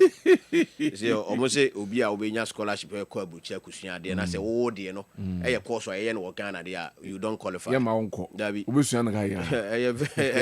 I say here you know hweni. Yo ma ma ye kwa me ya mbubu ho. Nti I don't think say it's a good decision from the government. Menua omampani ye mana kwaba. Say menua kai no. Wo hwe aba ye toma no Ghana. Ghana for nya gidi wuni mu fi say na wa ba o man mu abeye president pen enti what to Ghana for anim so was experience enti emboa no na Ghana for ti na se na de adwuma no ma no me da bia the American say this current president no he has no business feeling the good people of this country. He has no business. I'm telling you, he has no business. There's no excuse. Yeah, no excuse whatever. No business, no excuse. Yes, to fail the good people of this country. Right. Because baby metaka say me kura MC me kudi ni just 3 years say me san ko machi sisi say me kwa MC which I'm not willing to say because me san ko e bi ma some of the decisions say bi me take and na bi me I will not repeat them. All right. Because say bi exactly bi utu anamon bi na office enke be boa wa adwi mu but oba nipa hu say amwa ntu ko adin tell ko repeat the same thing enti me de na nka mesere o mampani say boshe no onya abotre kakra boshe no ya doso because o man e wom sisi ya no o say almost 1 year no ekwa no na ka 3 years we start project kese pa obetumi wi commissioner menua we ntwa kwa na 4 years we ntwa kwa na 4 years na even procurement issues obefam anse na watumi anya approval kwa ya ye ka ho asem free adweso koyi it's a good thing ye nyina ya adwene ho ache it's a good thing o mampani ya mebo na baso wa ya de but we say even nipa omo afuo ho omo kwan wo ho omo se compensation obetua ma nkrofo ye beti ase ye nti ase and we solve that problem we nyina nwie no na mfie bi emienu ana asa afi ba akokọ nti se wo hyebo no na wenya abotre kakra. All right. Market ba ko aka ho acha me de bia me drum bi sha me ho question say yes akrufu market no me dwen ho na me nti ase me madwimu dia na se nke ye ne PPP public private partnership. Okay. Ye private people. Say aban no de ne nsa hye president Kufo time o montu me wi ma mu say NDC aban so ba 8 years. Omo so ntumi anko ho. E na ya aban so san ba 8 years ye ntumi anko. Now they are back. E na omo say ombesi anko ho. Ye nyina ye mom pa ye mom because sa market na aka ho a ye the good people of this country sika akoshi mu aka ho no. Me hu de nti ye say ye share ho sa ade no. Da bia me ka say projects na ye manko enkrofo no de wo enye wo aban no de. Yeah.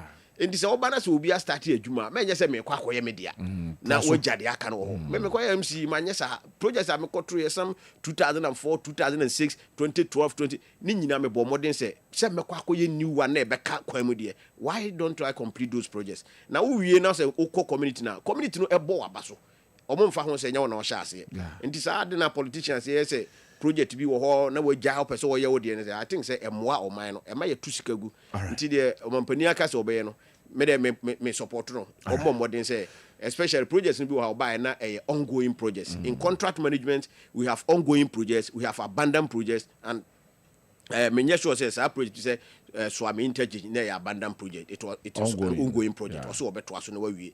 And a KGT amaka phase 2 so maybe who say it was ongoing because a bra to abakwa mu say na contractors but not the pace no na e wo form.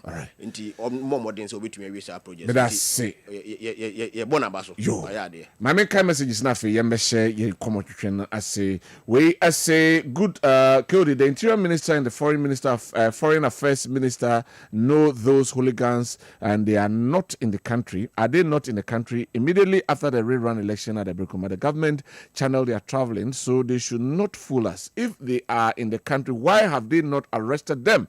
Prince Nodiaba, thank God they are treating you people that the way you are. You used to your mining money to sponsor the ruling party and you are now crying. Okay.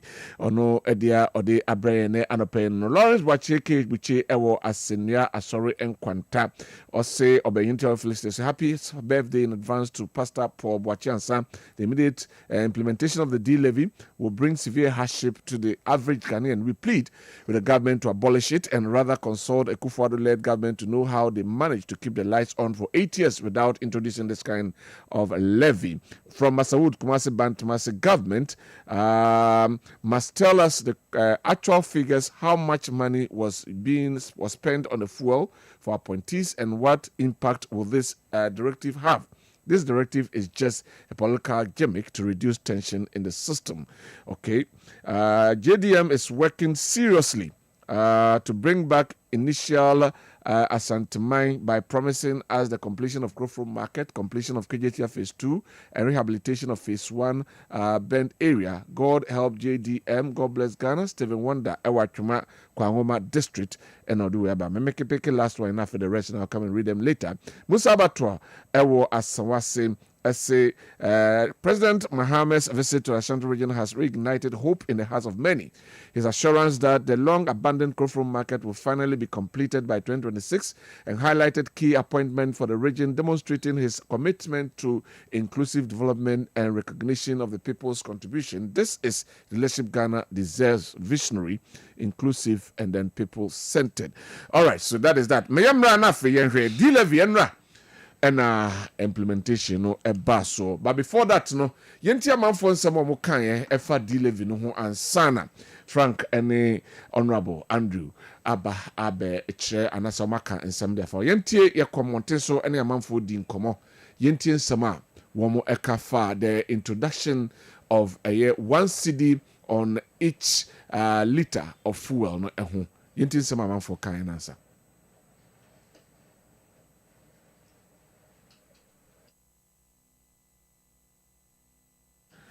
Well, I don't think when are you ready? When it's ready, we will play them too. But Frank, Mamisha said from free home. The next bay 7 minutes, Mamin Tio, on the introduction and the implementation of the energy sector levy. A man for bombs so boss ma ba ne kaso beyi taxes ahodo afri ho na ba ne sen ene ye bi afri ho ne ye de bi abeka. Mienti a man for answer na yemra. 1 gallon bia so 4.5 no san kan kra e wo levy no sa 1 cedi no aye 1 cedi per liter ana 1 gallon bia so 4.5 liter enti sa wo di 1 cedi per liter ba beto 1 liter bia so a na je say 1 gallon bia be 4 cedi 50 pesos yen enti yesre no aban ne mpanyifo mo nwene ho se no fu lord fair kra na omote so no omo se diesel ne ba fuel ba from ana wote loan first so 10%. They say diesel na say increase to the old price no 14 cedis plus no. They say no who said the 1 liter ba can 1 cedi ba can 1 liter bia ho a yen enti aban no yesre no omo yen na san dwumadi na or ode ba no one stop se na be timamufu so ho beto yen eno na ema adabafo no omo ye sa short no enti yesre no omo onyi sa yilebi no ontwa so kura se na be boaye me da ase emo yen because satellite no dey ye try like dada me try me like be mam go kotua na wo se sa wo di sa yilebi no go support electricity ya enya dey say meboa because ye try ka dada aban bi ontwa kama ye try ka dada enti no dey emo me da ase I hope everyone so no me ma famo dey taxes na o man bia de chechire na man it is as far as I say o man no ebeko na nim dia nkanya hawo ba say budget taxes no na mfa so bia mbra man na dia be how bebre Ni somebody taxes no number by ya they are put to about money na they are made company how be home. Oh, nya de na nso no said the whole bebro man there ebe ha adwen. Na mom no so mo gigi no aside dem fa so bebro man there. E na man ye na yehwehwe. And to me dem hu say dem fa so bebro man there how be anim. Oye na fo mo there. Obi aba obobo no homo den ye de obetimi me hu so ye na afem mo de ne mre ne nso ye nti emre kaka woni ne hwe de emre na aka no de obetimi ayaka ho obo no homo den ye na afem mo de we aye amafo amo abise amo trefa kakra na ebo emba mo no Frank mina ke odi ma mi cha minia this year our Dr. constituency Emmanuel Obien Ajiman Honorable Pedro Michao na no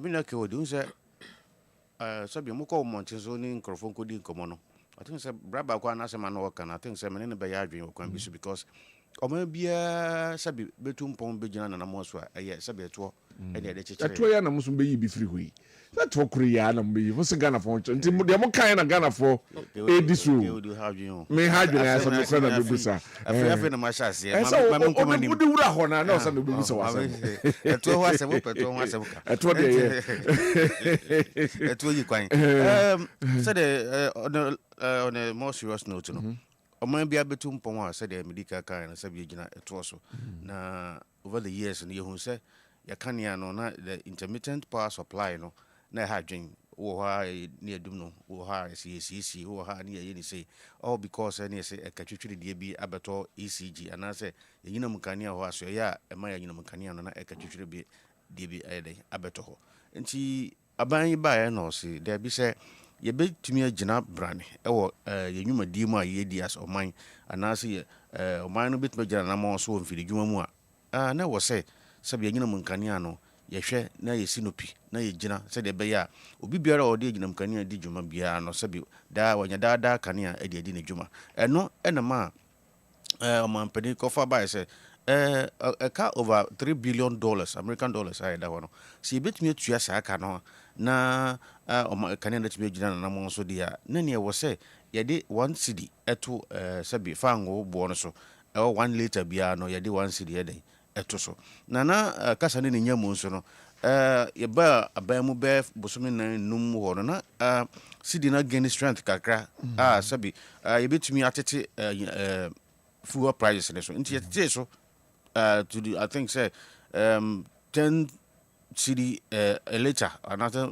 something there about you who say na sabre no na yefango no bono abafom nti no it virtually affected every activity in the country said ye nyina yin se Ghana ha se tete petrol so obi biara dwuma we odie biara no sabe eboa no e ma no so tumi di ni dwuma ni ye nti no tete eboa no so eno nti ehu ko hia se e wo se ye de 1 cedi eto liter biara so said e be ya ye betumi anya sika na ye de akotua saa ka na eda ECG ho no na kania na den atumi agina na mo so ma ye nuanom driver fo no bebre esori tia se de bia mwa because ye hwa nyinam hyentiade e wo ma we no mu a ye to bo no mu kakra bia na se ye to fan wo bo mu kakra bia it virtually affects everything you know say de ba no e be ma hyentiade akosoro ampa omampani since we a very listening president you know or the na so to form oshia these commercial vehicle owners and transport owners no ama omonso di to nanim say okay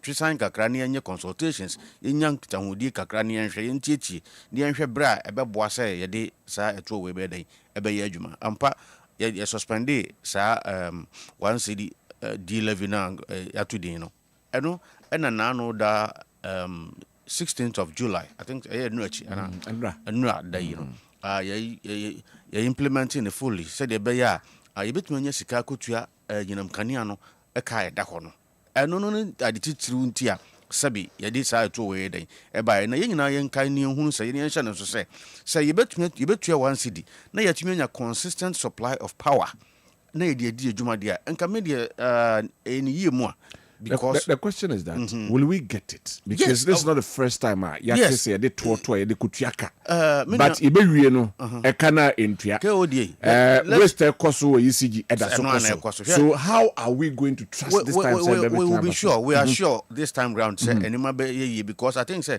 ECG ho asoye ho sese akura na say transformations bi anasa reforms bi ahase ekwaso say omo say everybody must pay say omo ko ba bibia communities ana sabi amanfo yi so anyinam nkane akwa over the years no omo da kane mu a omo ntua ho ka no ECG for asore agina omo na mo say dabi ye ba install new meters ebema even government agencies cry den etu anyinam nkane ato because first no na omo ntua bi and these are all measures ECG as a company no omo ye den amu de gu akwan mu omo gigi sika bia e wo so omo gi say de bebo ma say Canada ho den ye tua nti ye hunu hwe kura no yahunu say ECG so are now up and doing omo no ejiji to bi also omo jeje maintenance activities omo ye nyina no kire yen say ampa for the first time no ECG for backlash omo media no so any omampani na muntu otu afom ho bia no omo so regino ma na mo so won dey omo ye adwuma me jira ha Ghana for so let me ask a question. Thank you. Na fe what to so ha say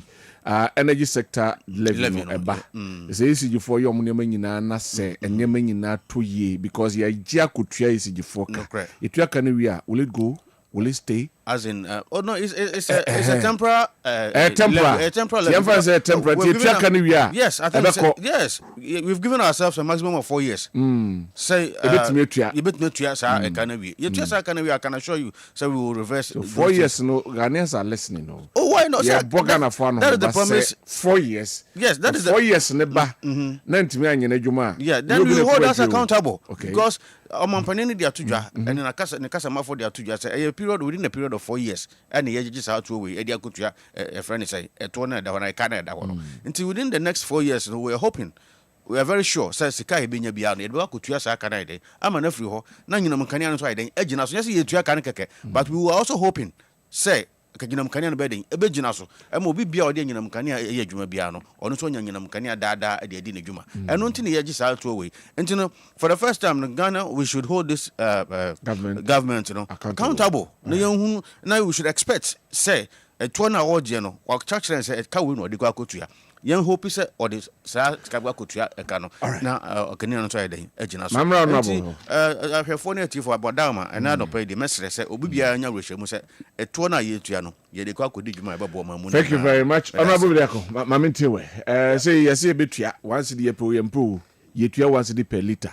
ebe trigger by the ordinary Ghanaian so because a driver for a say some enya de base kim almost be say better to put car shanty de nemu mamintiu the energy sector levy meaning say minority ne de masori etia menu akodi medasi menu a champion say government communication edin edin I say yakọ penti ni edin o pese o conversing crofo beto pia pre say nipa na nya ye o ma dwen say wo bo amfa ba menu a memfa sa akwansu na ade kakra bia ya menya akwanya say ya meka ho asem ye yenua no ma asi o motese me ya mete ha ye nya adwuma na o munya adwuma na ya terminate o mo contract obi anka na command no yem me say o certificate na ene appointment letter na ye de ma no men to ntwene collaminate na fa to tranking na tum na call constituency ba bia ofri ko yire ho ye adwuma se be ya new patriotic party be se amba power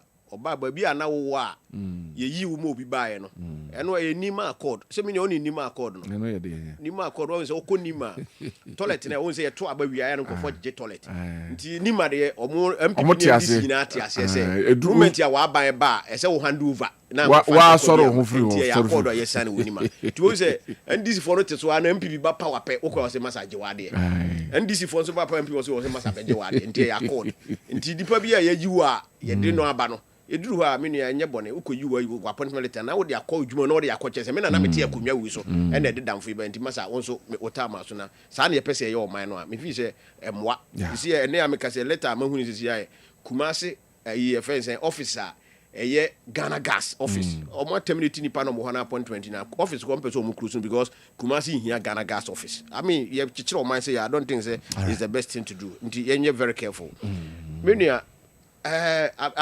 isa levy we say nka killer ntua o say nka killer ntua but o mo ya say kwambia so me ya tua ti killer ne option bia e say killer tua okay na the thing say na me nua ka say eye taxi a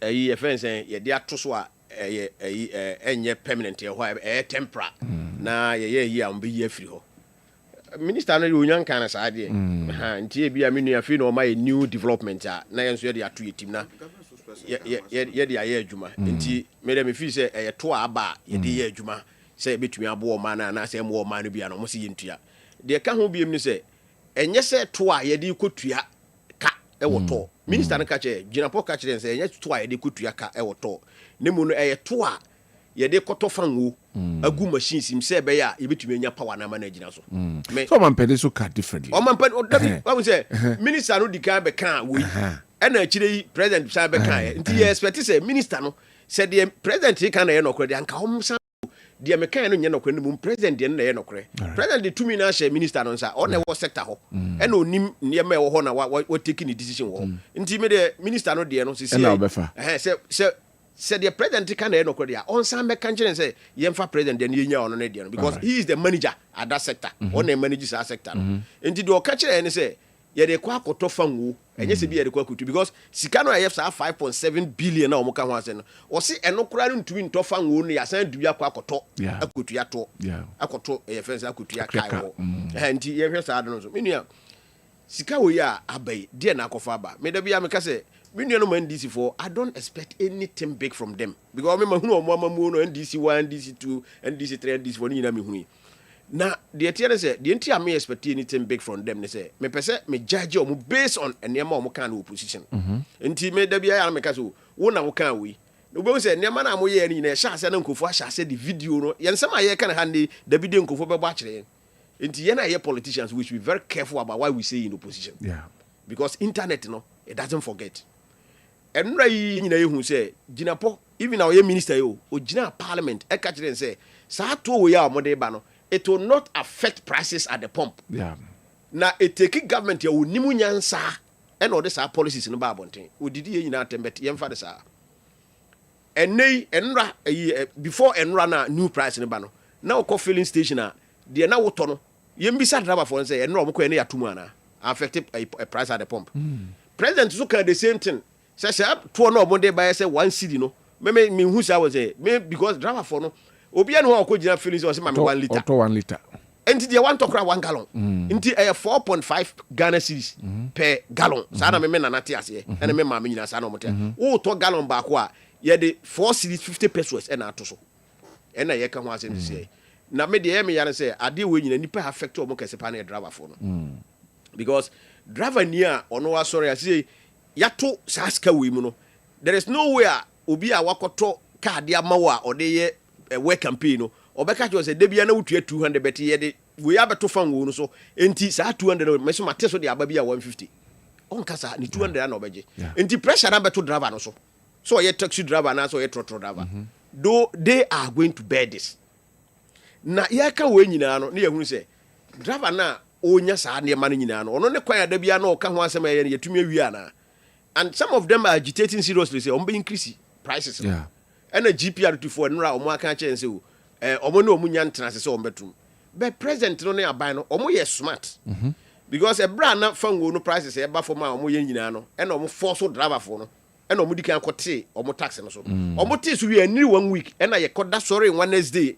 Yeah, then you know, be until whom you are sorry, no pa, no more the tax abetoso. Oman churchy mamma yanche. Let me know a rehearsal say. Yana na ye complaining MPP by time say even levy and no man send the mobile money and family man send the koma e kodi what here and family betting tax me betting no crime pese me hu kwa fa so etwa no enti me na me betting tax and family and e dey propaganda oh ye betting tax ye free ho e ye you for levy no na 1% but this tax we no 8%. Enti wo the 1% akosisa 8%. Does it make sense to you? Na fu eno so yatuma eka nipa bia wasasi so Ghana. Eka obia. Enu nti na ye hunu se senka ye beye se ye gisa 8% to ene nka ja levy no 1% na ye. But the question is that the levy 1% could betimi solve the problem that Ghana faces now because they acquire all inclusive problem. Ti also be also contribute kakra. Don't you say be a nuntina omfa sa kwa no se ne yemfa ntu ba bia obia ho ebekomu kakra na yetimi aboa is a problem na meaning I'm not against tax in any day. Tax any recheche of mine. Say the United States me support. But unkoye tax ya ebe burden nipa no more. A gradual process. Obeka ya e bra na VAT ba VAT. Baby o mo de kwasha ase be say 20% no ene ko fa kumi prekumu nyina ba the government then running time no ohunu say the na opposition no kana ewum. Enti or withdraw a fence VAT no. Ene o mo say betra ase. And we reduce the percentage to around 12% or so. Omo de ba second time no Ghana for ina so because ye nyina nim say the tone chechira. Enti nka we de na make can say ye be introduce tax na but ye mfa nko 8%. At least sa one Ghana cedis per liter no enka ye mfa nko 1 gallon. 1 Ghana cedis per gallon. Nka driver for no mun complain. Okay. Because omo nim say ye nyina ye pese light gina so mai.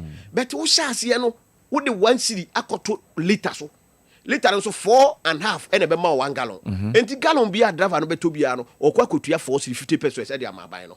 O mo anko meka say ye dey man kufuado. Me dey men ka say dey man kufuado. E dey am buy no. All right. Men ka say dey man Mahama. Ye dey man buy no. Na yin e dey ahwese ba betumi nya power no. Na me nua this is not the first time a buy we aka kire and say ye ntua kese say penkane a. O meka ya e bra dum so gire mu pa 2012 e ba 2016.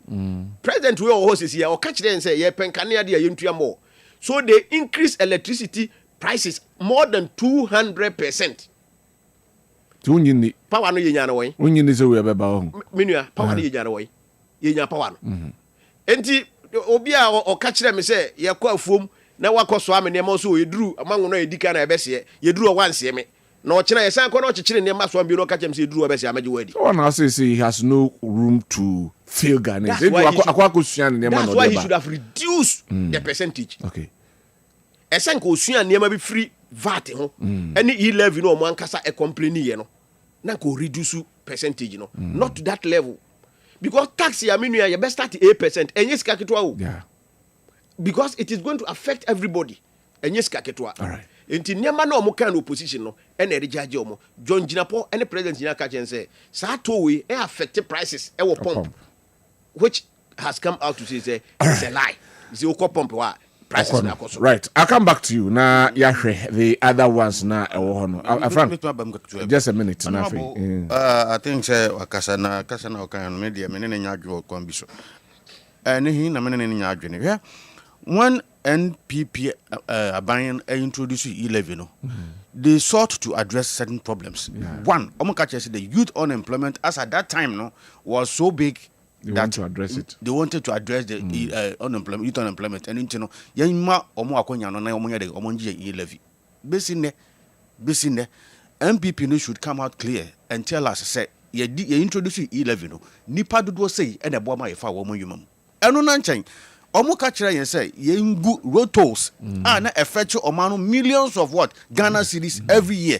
Omo ka kire ye ngu road tolls because e-levy no would compensate for these road tolls. At the end of the day abano semra through amakwata e ma ye road tolls e wo omano mu nyina. At the end of the day sikasan ene call road tolls and that's dwumadia na road tolls boy ma yedi you know no say disabilities for grano na e bo mo ye fa mo road points no omu nyina lusu wo madwuma sika ben cross ni ye free e-levy no and this is a taxa de-levy aba ya identify a particular problems way and ye dey kwa solve and until mo hwe yanim say ya ntumi anfa anya dia then you have the cause to say say ya meboa but mumu dia mo share ye bo say mo be nyina no mo ntumi for say e-levy ninja and never seen there ntumi account for one particular thing tangible thing na mo maka say no and ye dey e-levy sika. Thank you very much. That's right. E-levy no the entire ye ntumi anya target ni say you people bastardize it. Look, I know a lot of NDC people see because of e-levy. And the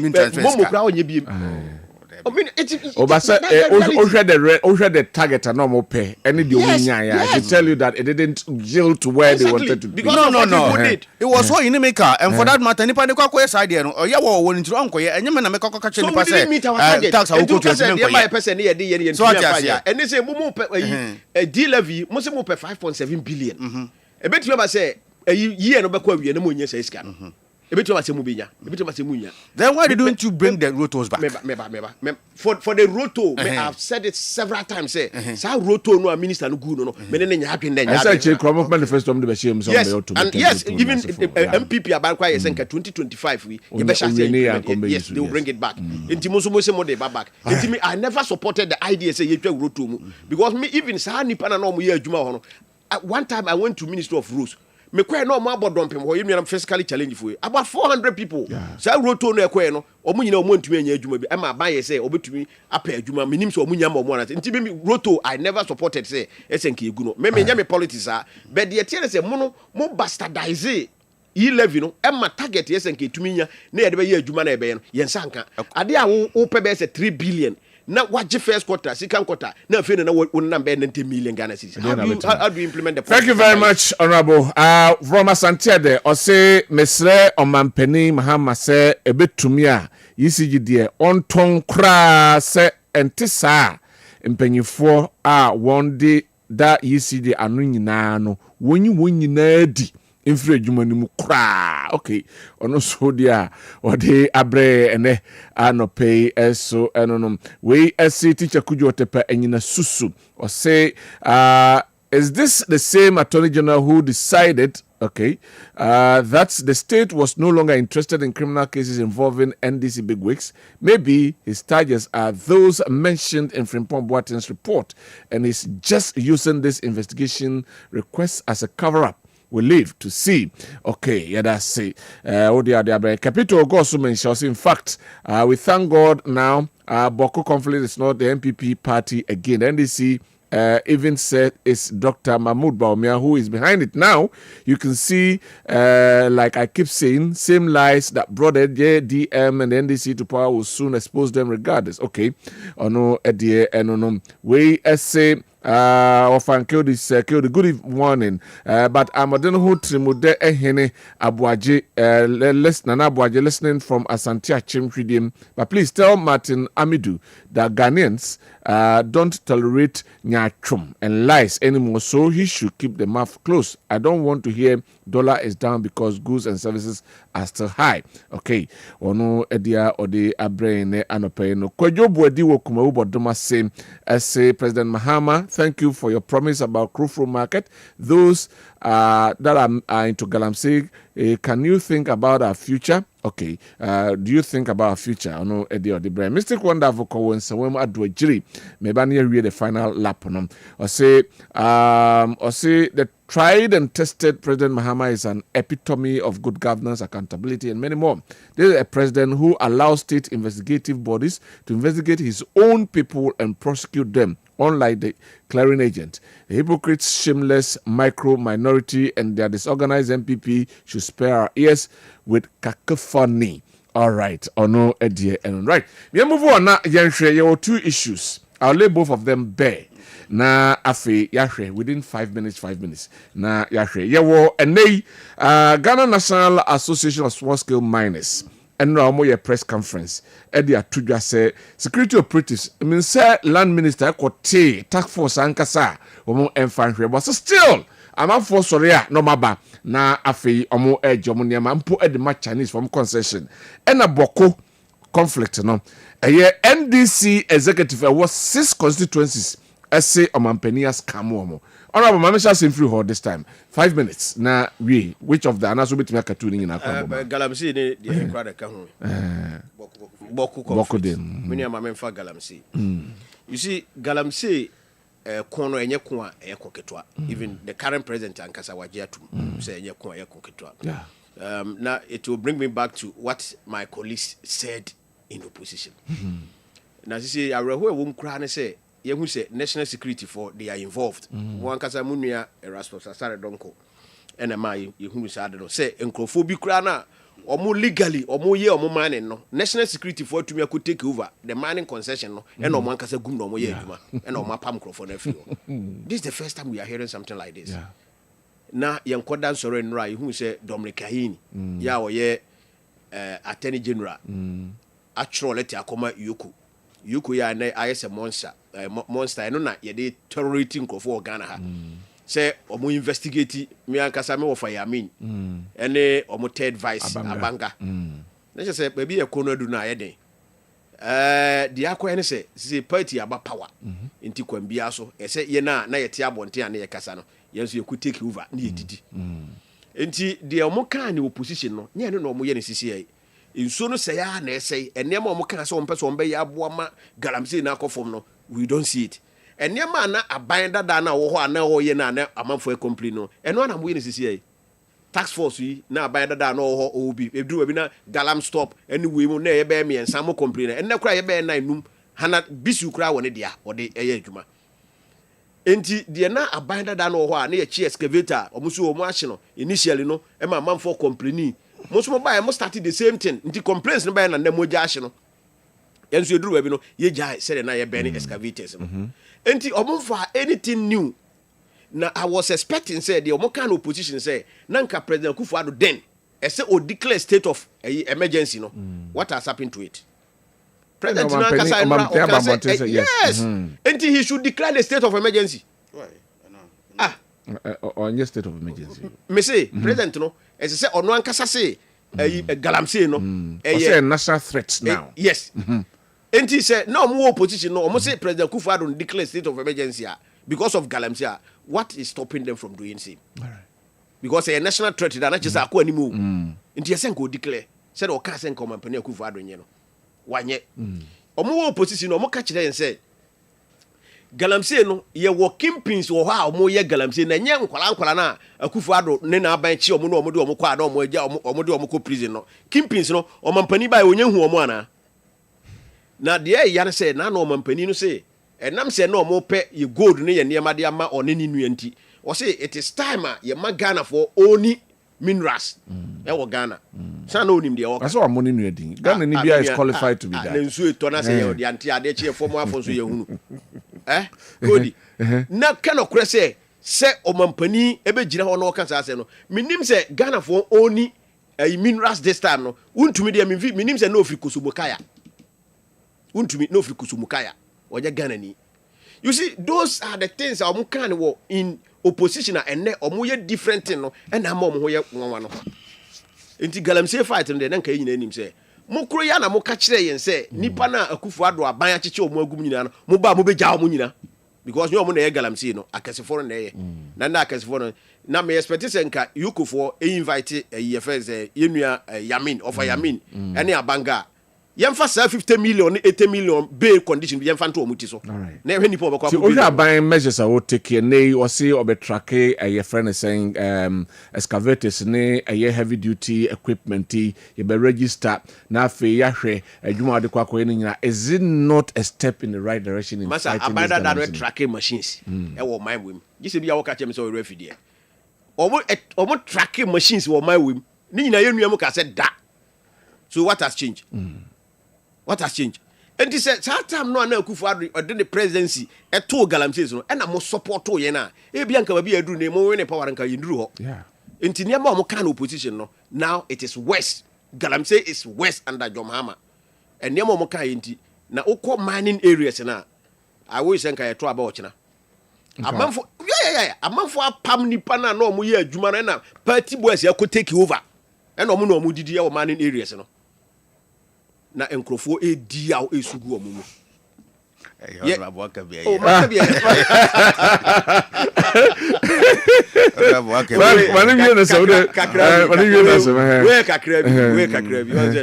government communication dey opposition dey say ona offensive me na Frank Nremu enti minua say makakakra enti minua dey meka ne say galamsey no ye nyina ye hu say e your mind no because me ya me ka say omo ho hipa na omo say forest ni ensuo na wakofa machine dia kochi ensuo so and I think say those people no ntina me support omo say shoot to kill no because omo ye terrorists okay because ensuo na wo pollute no me no ma mewu enti wo be say me wu dia say wo di kan ko enti omo ye sa do de mesre me nua mra nsa na makoboko oboko de nka o ka me kase tani mi no 5 digina ya ma too asa mo kan opposition na ke 5 minutes da ye bokwa ma too Frank ma too I think sir, this is a very sensitive issue. Galamsey mining activities, illegal mining activities, of course, it is depleting our lands, forests, reserves, rivers, bodies, and. Are you being hypocrites? We are not Are you not? We are not because you see national sports friends and association. Baby, I was some more monko. And now one more concession now. How much? I often say, say, Galamsey corner and as illegal mining activities corner, to say, Besepanico, yet as in the Banyanza for more than Mechanica. The number of people these activities I employ or more way. The contribution of these activities to the national development and as a GDP now are very enormous. And until say, okay, all writing off and I say, it will render millions unemployed. Honestly speaking. So what is the right direction? That is not to also justify, and as I say, enkoso. But then there. Ora John Dramani Mahama Daroma or Kofa Bibia by a friend a gold board. And as part of the activities, almost say one, your baby tracking all excavators. You need to know your director say DVLA to be precise and register all excavators be about my way. And for that matter, say register we will know the real owners of these excavators. So over the years, the fight has been against who actively into the friends activities, Mabuna omu the chemicals in the Guntia Chiwamano and Kusiaga, or the Panacotumkrana, a human own to us here. But the kingpins, those who own the capital, the bourgeoisies, or more, Sikani or Modia, a crowd or more talk excavators, a talk chemicals, at the site or more, I will say identify or more, then we can deal directly with them. I don't see and I register the excavators, through friends, a DVLA. And for that matter, register we can track them using this geofencing technology. We can track them. You bet me the devices, tracking devices, as you say excavators, and into the concession be a wood dear, and as I allocating my was a could Juma was to be an okwa. It will expose you. It will expose you. Then we can track them. So no, I do Sabi, Nyan Samun was here Sa or Kungwe. And that technology now Ebano, Emma Kwame Yamfa in Su. And process it good, a technology be a good board for Nede, we will train the excavator drivers and then we will give them the excavators ourselves. And register, na ya driver or use excavator, no. Na ya sign tracking device, I share, any point to be a obeko biano through mapping geofencing technology. We will concession away yes where you ya track a woman. Until that is done, the mechanic say, Obi biara sabi, wash your hunkutupa. What mining site, who sends you, who send quiet, who send food, and then the old necessary what for one deal. But in the near future, in the not too distant future, you will be affected. And never walk around as a minute, you will walk around back on and number amputated naturally, which is very, very bad.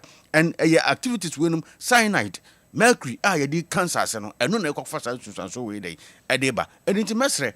So would you uti kumase and wa bonko for pan ye saying so now you feel say and no man would your one come the chemicals in it will leach into this groundwater now ye be no more so free hole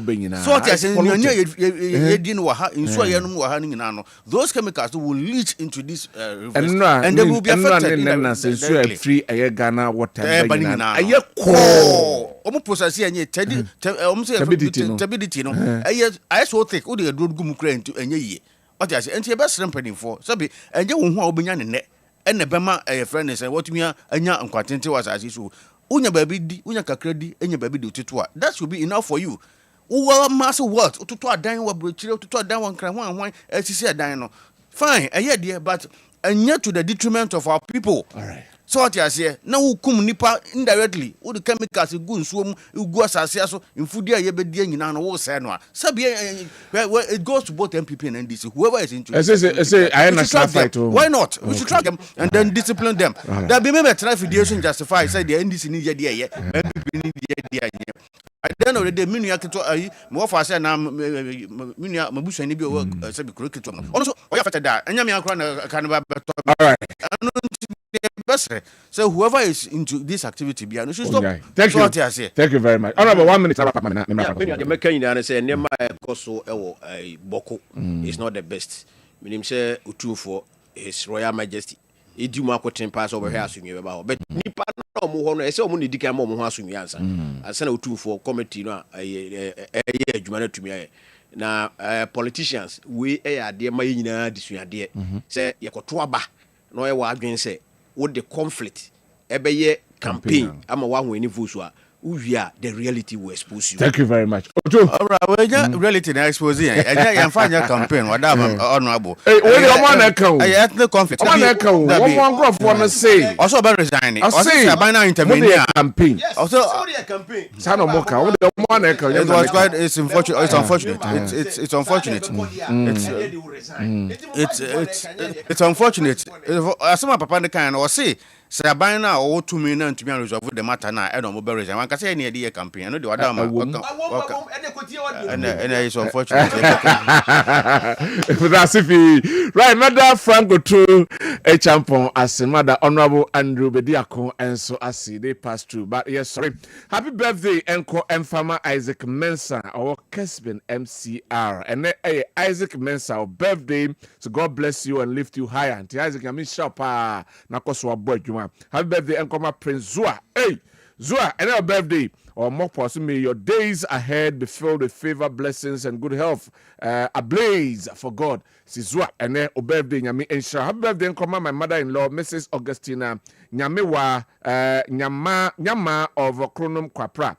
May every dream you hold in your heart come to reality this year. From Ephraim from Pong and the Kessben from Kwao. Anyway, happy birthday, Enkoma Nanaya Osei Kobi, the second relationship manager at Car Bank PLC Accra. We Ephraim nephew Nana Kwame. So wishing you a very special birthday today. Nyami Enshapa Nana Kwame say happy birthday. Happy birthday, Enkoma Irene Anochi or Stella Anochi from Stella. Also, may God bless your new age. Enjoy your special day, Irene. God bless you. Happy birthday to you, Vivian Yeboah. May this year, new year, bring you unexpected blessings and joy from your friend, Ike, Kessben MCRC, and Kancho say happy birthday. Sanso, and a happy birthday, Enkoma Boafo. So wishing you a day filled with God's abundance grace. May his love and blessings overflow in your life. May God bless you today and forever from all members of Action Aid Charity Foundation. Nami Enshaw. Happy birthday, Nkoma, Mr. Cheba for Oye Taylor, Ewo Jinya se Milano. Also, may the favor of God be your portion. May this day bring you endless blessings from your lovely wife and your friend, Dr. Pat of Jinya se.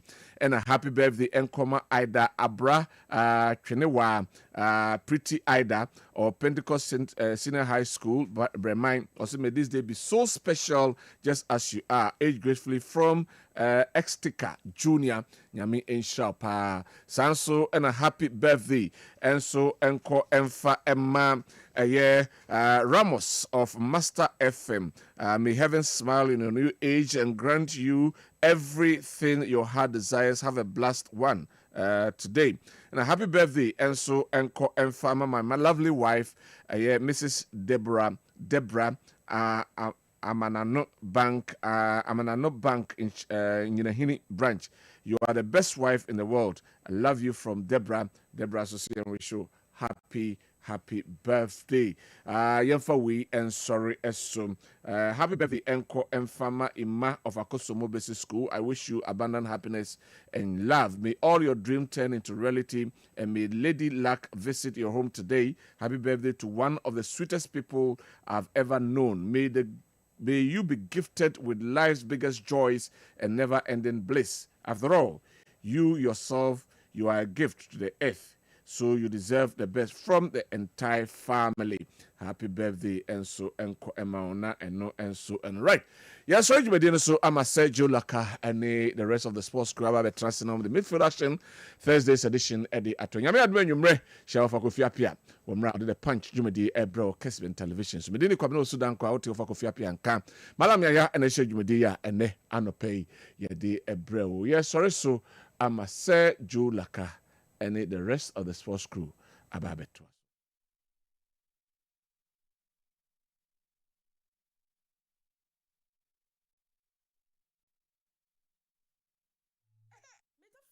And many will be and Jabi Bank PLC. And this is a sɛ wosie wo sika wɔ hɔ ɛfiri bosom mmiɛnsa anaa bosom